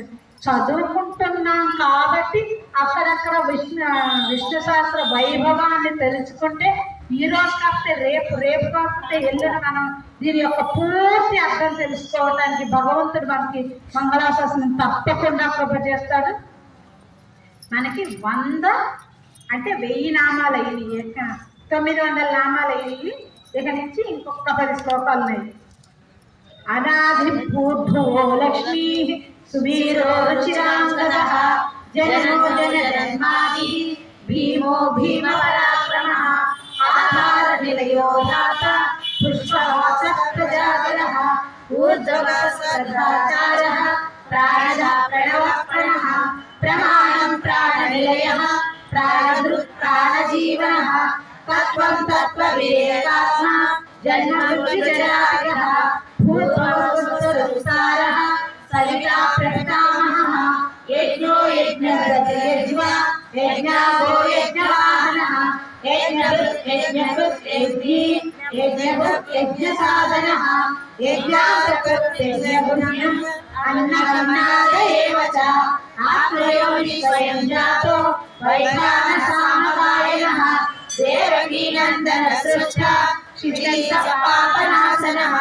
శంఖబృందందకీ చక్రీ సాగరనాదరః రథాంగపాణి రక్షోభ్యః సర్వప్రహరాయుధః శంఖబృందందకీ చక్రీ సారంగదండాగదాధరః రథాంగపాణి రక్షోభ్యః సర్వప్రహరాయుధః శ్రీ సర్వప్రహరాయుధ ఓం నమః ఇతి వనమాలి సాగి శంఖీ చక్రీ చ నందకి శ్రీమన్నారాయణో విష్ణు వాసుదేవోభిరక్షతు వనమాలి గది సాగి శంఖీ చక్రీ చ నందకి శ్రీమన్నారాయణో విష్ణు వాసుదేవోభిరక్షతు. విష్ణు సహస్రనామాల్లో 1000 నామాలు పూర్తయింది. ఈ 1000 నామాలు చదువుకున్నాం, అర్థాలు ఏమి తెలుసుకోలేదు. తెలుసుకోవాలి అంటే మనకి చాలా సమయం కావాలి. కుముదహ మనం 27వ శ్లోకంలో కుముదహ అనుకున్నాం కదా. కుముదహ కుందహ కుందహ. కుముదహ కు అంటే భూమి, మా అంటే రక్షించేవాడు. కుముదహ భూమిని రక్షించేవాడు. కు అంటే మోక్షం, కు అంటే భూమి, ము అంటే మోక్షం, ద అంటే ఇచ్చేవాడు. కుముదహ కు అంటే భూమి అంటే పరమపదం అనే భూమిని, ము మోక్షానికి, ద ఇచ్చేవాడు. కుముదహ మోక్షాన్ని ఇచ్చేవాడు, కుముదహ భూమిని రక్షించేవాడు, కుముదహ మన పాప పంకిలాల నుండి బయటికి లాగేటటువంటి వాడు స్వామి. ఈ విష్ణు సహస్రంలో మనకి మన నక్షత్రం ప్రకారము మనకు ఒక ఏ నక్షత్రంలో పుట్టామో ఆ నక్షత్రానికి 4 పాదాలు ఉంటాయి. ఆ 4 పాదాలకి ఒక్కొక్క పాదానికి 4 లైన్లు చొప్పున మనకి 4 శ్లోకాలు చొప్పున విష్ణు సహస్రంలో ఉంటుంది.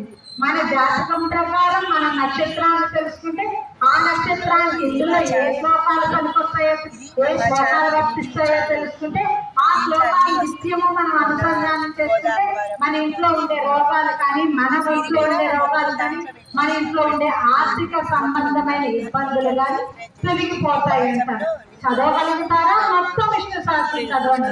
చదవలేకపోయారా? మన జాతకం తెలిసి అందులో నక్షత్రం తెలిస్తే ఆ నక్షత్రాన్ని బట్టి లెక్క వేసుకుంటే మనకే 4 శ్లోకాలు సూట్ అవుతాయో తెలుసుకుంటే రోజుకి 2 సార్లు 3 సార్లు మనం ఆ శ్లోకాలు చదువుకుంటే మన ఇంట్లో ఉండే దుర్భిక్షాలన్నీ కష్టాలన్నీ పోతాయని చెప్తున్నారు మన పెద్దలు.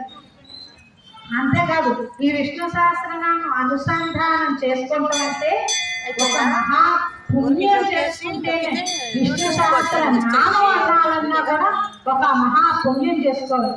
ఎందుకంటే భగవంతుడే శిష్యుడిగా మారి ఒక భాగవతోత్తముడి దగ్గర విన్నారు ఈ నామాలను విని ఇది కరెక్టే, ఈ నామాలు ఇలాగే చదువుకోవాలి అని ఆమోద ముద్ర వేసినటువంటి వారు ఈ నామాలు మనకి విష్ణు సహస్ర నామాలు. మరి ఇప్పుడు విష్ణు సహస్రం అయిపోయింది, పూర్వపీఠిక అయిపోయింది, ఉత్తర పీఠిక అయిపోయింది కదా. ఉత్తర పీఠిక చదువుకోవాలి అంటే ఫలశ్రుతి చదువుకోవాలంటున్నాం. ఫలశ్రుతి కొంచెం చదువుతుంటే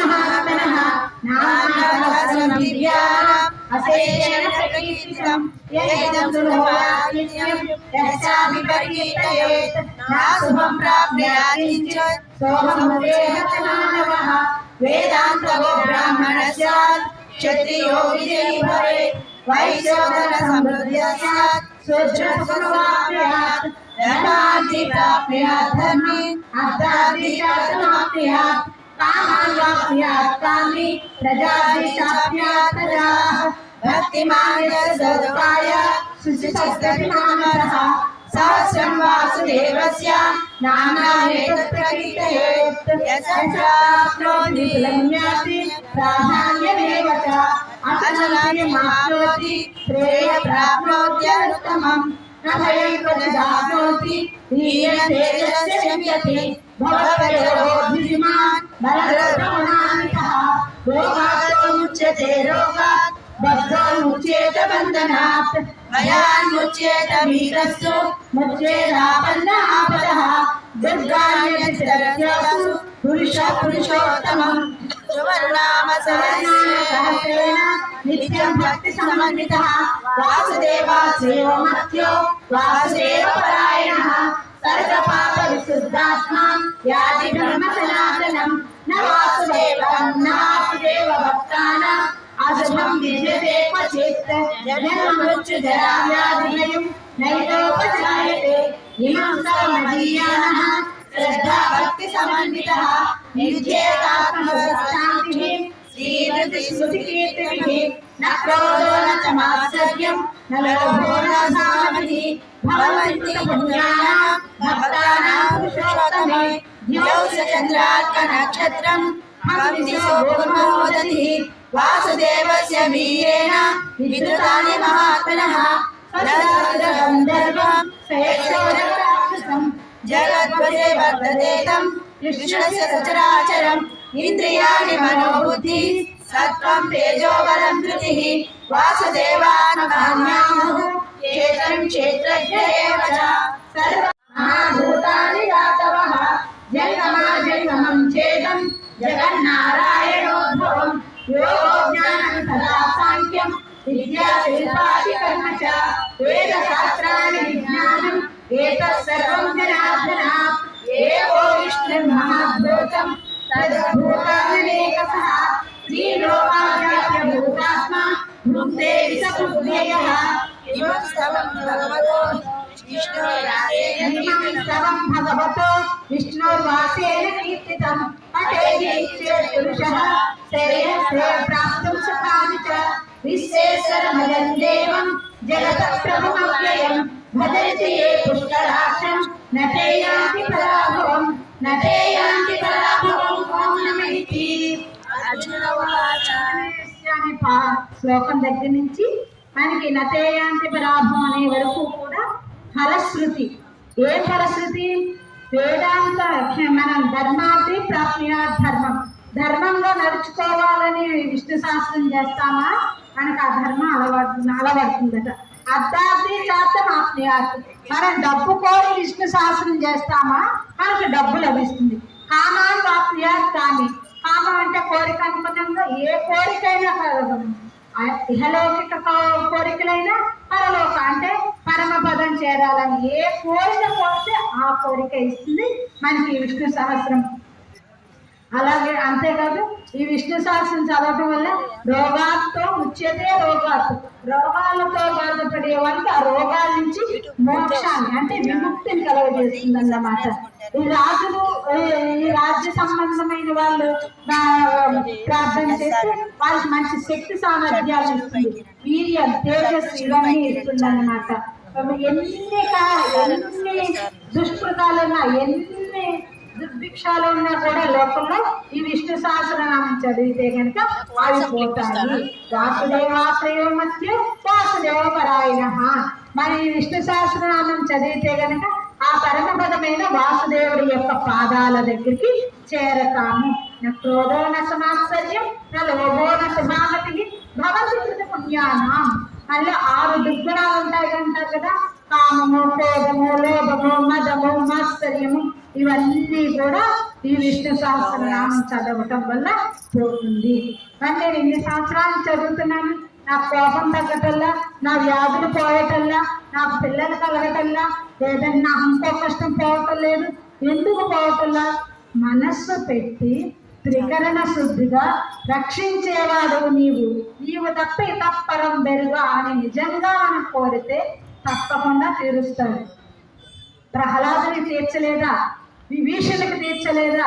విభీషణుడు అక్కడ లంకలో రావణాసురుడి దగ్గరికి వెళ్తే, రావణాసురా నువ్వు సీతమ్మను తీసుకురావడం తప్పు, ఇచ్చేసేయి. అయినా నువ్వు తీసుకుని వచ్చే ముందు మీటింగ్ పెట్టాలి, కానీ తీసుకొచ్చేసి వాళ్ళు యుద్ధాన్ని చేయడానికి వచ్చేసి లంకలో కూర్చున్న తర్వాత మీటింగ్ చేసి ఏం చేద్దామని ఇప్పుడు అడుగుతావేంటి రావణ, ఇప్పుడైనా పోయిందేం లేదు, సీతాదేవిని పట్టుకెళ్ళి రామచంద్రుడికి అప్పగిచ్చేసి శరణాగతి చెయ్యి అంటే విననే లేదు రావణాసురుడు. దూస్తుడా, నా కుటుంబంలో నువ్వు చెడగొట్టే పోరా అన్నాడు. వెంటనే విభీషణుడు అక్కడ 4 మంత్రులతో వచ్చేసాడు. సముద్రం యువతలో ఉన్న రామచంద్రుడి దగ్గరికి వచ్చి శరణాగతి చేశాడు. రక్షించారా లేదా?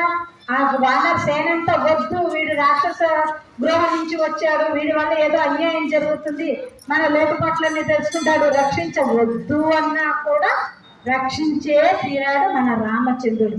అలా మన కోరికలు తీరడం లేదు అంటే విష్ణు సహస్రం ఎక్కడ పెట్టుకుంటాం, విష్ణువు షట్కారం అనుకుంటాం, మనసు ఎప్పుడో వెళ్ళి ఎక్కడో దిక్కులు చేసి వస్తుంది అనమాట. పొద్దున వండిన వంటల మీద, లేకపోతే పక్కింటి కబుర్ల మీద, లేదంటే టైం అయిపోతుంది, సీరియల్ టైం అయిపోతుంది, గబగబ చదివేయాలని ఈ ఆతృతతో ఉంటాం. అదే టీవీలో సీరియల్ వచ్చింది అనుకోండి, మీరందరినీ నేను అంటలేదమ్మా, అడియన్ లాంటికి అలాంటి దుష్ట స్వభావం ఉంటుంది. ఎవరిని నేను ఇక్కడ ఏదైతే చూపించడం కాదు, అడియన్ దాసరాలు లాంటికి అలాంటి దుష్ట స్వభావం ఉంటుంది. ఎందుకో చెప్పిన విష్ణు సహస్రం మొదలు పెట్టాము, దీపం పెట్టేసాము, 6:30 సీరియల్ వచ్చేసింది, 6:15 అయిపోయింది, దీపం పెట్టేసేది, ఈ పావుగంటలో అవగొట్టేసేది విష్ణు సహస్రనామం. అవగొట్టేయాలంటే అనుకుంటారు, ఎందుకంటే చదివామని పక్కింటి వాళ్ళకే వీళ్ళకి మన ప్రతాపం తెలియాలి. కానీ మన మనసు మాత్రం అక్కడ ఉండదు, ఎక్కడికో వెళ్ళొస్తుంది. అనుష్ఠానం చేసుకుందామని కూర్చుంటాం, చాలా చక్కగా ఆసనం వేసుకుంటాం, కూర్చుంటాం, అలాగా ఓం అంటాం. ఆ 10 సార్లు 15 సార్లు చదువుతాం. ఆ తర్వాత మనసు గారు వెళ్తారు, ఎక్కడో కూర్చుంటారు, చేసే జాబ్లోనో, లేదంటే పిల్లల క్యారేజీ పెట్టలేదు, వంట అవ్వలేదు, అది అవ్వలేదు, ఇది అవ్వలేదు, ఇలా ఉంటుంది. కాదు, మనసు నిలబెట్టింది. 1 రోజు కాదు, 2 రోజులు కాదు, 3 రోజులు కాదు, 10 రోజులైనా సరే పారిపోతున్న మనసును తీసుకొచ్చి బుజ్జగించి కృష్ణుడి పాదాల దగ్గర చేరిస్తే కనుక తప్పకుండా కృష్ణుడు వచ్చి రక్షిస్తాడు. కలియుగంలో గోదమ్మ నిరూపించింది. నిన్నగాక మనం ధనుర్మాసంలో చెప్పుకున్నాం, కలియుగంలో అర్చావతారానికి మాట్లాడే అవకాశం లేదు. అర్చావతారం అంటే అలా ఉన్నవాడా, చూశాడా, వెళ్ళాడా అన్నట్టు అలాగే ఉంటాడు. కానీ దిగి వచ్చాడు రంగనాథుడు, గోదమ్మని పెళ్లి చేసుకున్నాడు. మనం కూడా అంతే మనస్సు పెట్టి చేస్తే తప్పకుండా భగవంతుడు వస్తాడు, రక్షిస్తాడు. మనం ఏది కోరితే అదే ఇస్తాడు. వీడు చెప్పారు, మా స్వామి దగ్గరికి వెళ్ళి ఏదైతే అది ఇస్తారు అని. రామాంజుల వారిని అడిగినా అలాగే ఇస్తాడు. రామాంజ నాకు ఈరోజు ఇది కావాలి అంటే ఇస్తాడు. రామానుజ నాకు ఈరోజు ఇది వద్దు అంటే దూరం చేస్తాడు. నాకు నిద్ర పట్టడం లేదు రామానుజ అంటే నిద్ర పట్టిస్తాడు. అన్నీ ఇచ్చేవాడు మనకి. ఎందుకంటే మనకి అన్ని కోరికలు తీర్చేవాడు. మనం ఇంకో చోటకి పోవక్కర్లేదు. ఒకసారి పెళ్లి చేసుకున్న భర్త ఉన్న తర్వాత పక్కింటికి వెళ్ళి మనం ఏమి అడుక్కోక్కర్లేదు. మనం అన్ని భగవంతుడే తీరుస్తాడు. అలాంటి నారాయణుడు జగత్పతి, జగత్కర్త, అన్నీ ఆయనే చూసుకోగలడు. ఆ జగత్ ప్రభు ఉండగా మనం ఇంకో చోటకి వెళ్ళక్కల్లా, ఇంకోటి అడగక్కల. అసలు మనం అడగక్కల్లా. మన తల్లి పాలు మనం అడిగితే ఇచ్చిందా? తండ్రి మనకి అడిగితే అన్నప్రాసం చేయించారా? అడిగితే కాన్వెంట్లో జాయిన్ చేశారా? అడిగితే మెడికల్ సీట్ ఇప్పించారా? ఆయన బాధ్యత ఆయన చేస్తాడనే నమ్మకాన్ని మనం ఉంచాలి. లేదంటే నాన్న నన్ను చదివిస్తాడో లేదో అని కాస్త వయసు వచ్చి అక్షరాలు వచ్చిన తర్వాత లెటర్ పట్టుకెళ్ళి నాన్న నన్ను మెడిసిన్ చదివిస్తానని సంతకం చేసి ఏలుముద్ర వేసి ఇక్కడ స్టాంప్ అంటించి రిజిస్ట్రేషన్ చేయించుకొస్తానని అడగక్కర్లా. తండ్రి అన్నీ ఇస్తాడు. కాకపోతే మన ఆతృత ఏంటంటే మనం ఈ భూలోకంలో పుట్టాం కాబట్టి చిన్న కష్టం వచ్చేసరికి తట్టుకోలేక స్వామి స్వామి అని పరిగెట్టేటప్పుడు వేరే చోట్ల ఎందుకు? మన భావనారాయణ దగ్గరేకే పరిగెడతాం. ఆయన్నే అడుగుదాం, ఆయనే ఇస్తాను. రాలేమండి, మొక్కళ్ళు నొప్పులు వచ్చేస్తున్నాయండి, భావనారాయణ దగ్గరికి రాలేము. ఆ రూపాన్ని తెలుసుకోండి, ఇంట్లో కూర్చుండి ఆ రూపానికే మీరు అర్చన చేస్తూ ఉండండి, తప్పకుండా ఇస్తానన్నమాట. అంత గొప్పదైన విష్ణు సహస్ర నామాన్ని మీ అందరితో పాటు నేను అనుసంధానం చేసుకోవటం ఇది మహద్భాగ్యం, నాకు మహద్భాగ్యం. అర్జున వాచ పద్మపత్ర విశాలాక్ష పద్మనాభ సురోత్తమ భక్తానామనురక్తానాం త్యాగాభోజనార్దన శ్రీ భగవానువాచ యో మాం నామ సహస్రేణ స్తోత్రమిచ్చతి పాండవః సోహమేకేన శ్లోకేన స్తుత ఏవ న సంశయః.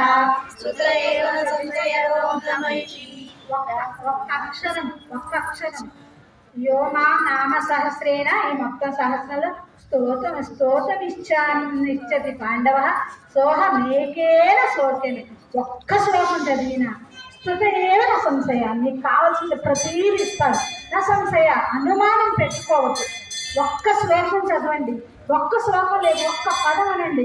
ఓం విశ్వాయ నమః, ఓం విష్ణువే నమః, ఏదో ఒక్క నామం అనండి, తప్పకుండా లభిస్తుంది. ఇప్పటి వరకు మనకు ఫలాన్ని చెప్పారు, ఆ ఫలాన్ని కరెక్టే ఇలాగే ఇస్తాడని అర్జున మాటల ద్వారాగా, భగవానుడి మాటల ద్వారాగా, వ్యాస మాటల ద్వారాగా మనకు చెప్తున్నారన్నమాట. వాళ్ళందరూ రిజిస్ట్రేషన్ స్టాంప్ వేశారనమాట. అవును, మీరు విష్ణు సహస్రం చదివితే ఈ ఫలం వస్తుంది అని ఫస్ట్ అర్జునుడు స్టాంప్ వేశాడు, తర్వాత భగవానుడు వేశాడు, తర్వాత వ్యాసుడు వేస్తున్నారు అనమాట. వ్యాసమువాచ వాసనా వాసుదేవస్య వాసితంతే జగత్రయం సర్వభూత నివాసోసి వాసుదేవ నమోస్తుతే శ్రీ వాసుదేవ నమోస్తుతే ఓం నమః. పార్వత్యవాచ కేనోపాయేన లగ్నా విష్ణు నామ సహస్రం పఠ్యతే పండితే నిత్యం శ్రోతుమిచ్చామ్యహం ప్రభో. ఓనాడు పార్వతీదేవి అడిగిందంట, శంకర స్వామి ప్రాణనాథ, ఇవన్నీ చేయాలంటే యజ్ఞాలు చేయాలి, హోమాలు చేయాలి, పూజలు చేయాలి, ఇవన్నీ అంటే ఈ పిల్లలకి సాధ్యం కాదు కదా, ఏదైనా సులువైన మార్గం ఉందా? ఈ స్తోత్రాలు చదవాలన్నా ఈ పిల్లలకు సాధ్యం కాదు, ఏదైనా సులువైన మార్గం ఉందా అని శంకరుని పార్వతీదేవి అడిగితే చెప్పాడంట శంకరుడు.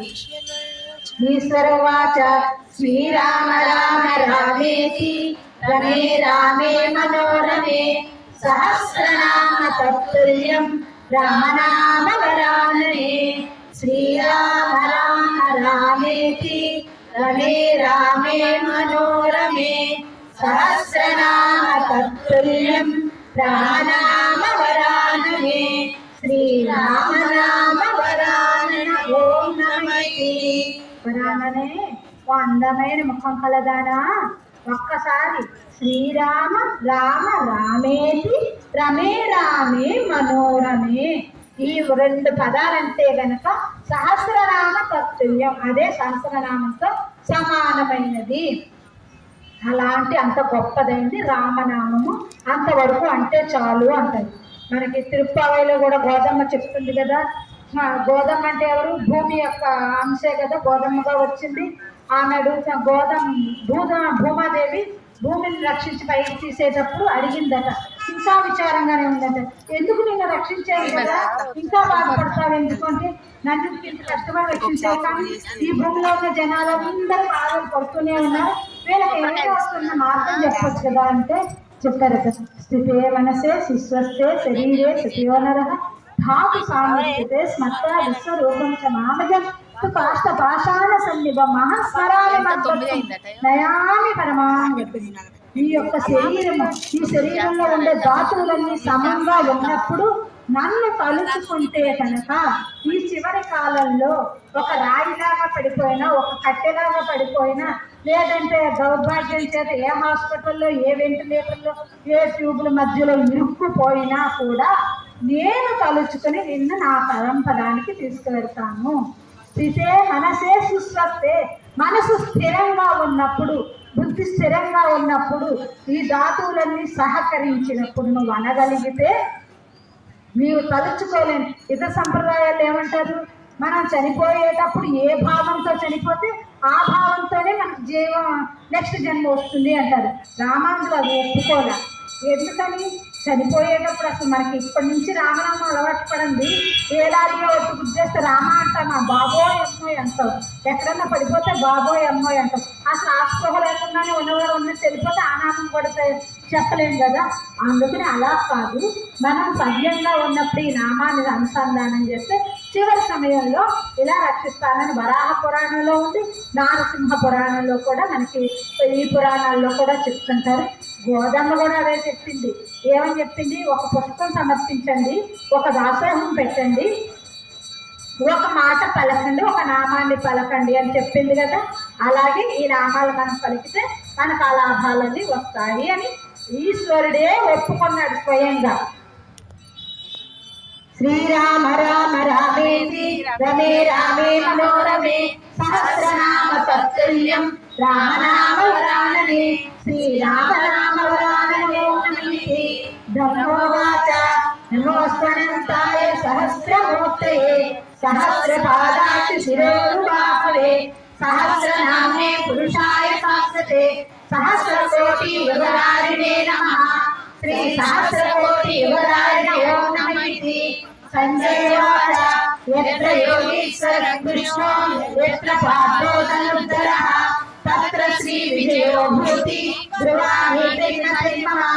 శ్రీ భగవానువాచ అనన్యాః చింతయంతో మాం ఏ జనాః పర్యుపాసతే తేషాం నిత్యాభియుక్తానాం యోగక్షేమం మహాభ్యహం. పరిత్రాణాయ సాధూనాం వినాశాయ చ దుష్కృతాం ధర్మ సంస్థాపనార్థాయ సంభవామి యుగే యుగే. వాళ్ళ వైఖరి విజ్ఞానం వచ్చి దేవుడు లేడని చెప్తున్నాం. ఈమె దేవుడిని తీసుకుంటూ ఆ విజ్ఞాన రూపంలో మనందరినీ కాపాడుతున్న అమ్మ కదా. అమ్మల కన్నయమ్మ ముగ్గురమ్మల మూలపుటమ్మ చాలా పెద్దమ్మ ఆయమ్మ ఈ ఉషమ్మ కదా. రండి. ఏం పర్లేదు రండి.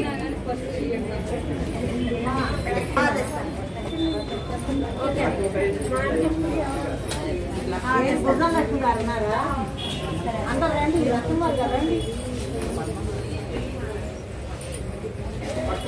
ఒకసారి ఫోటో దిగుదాం.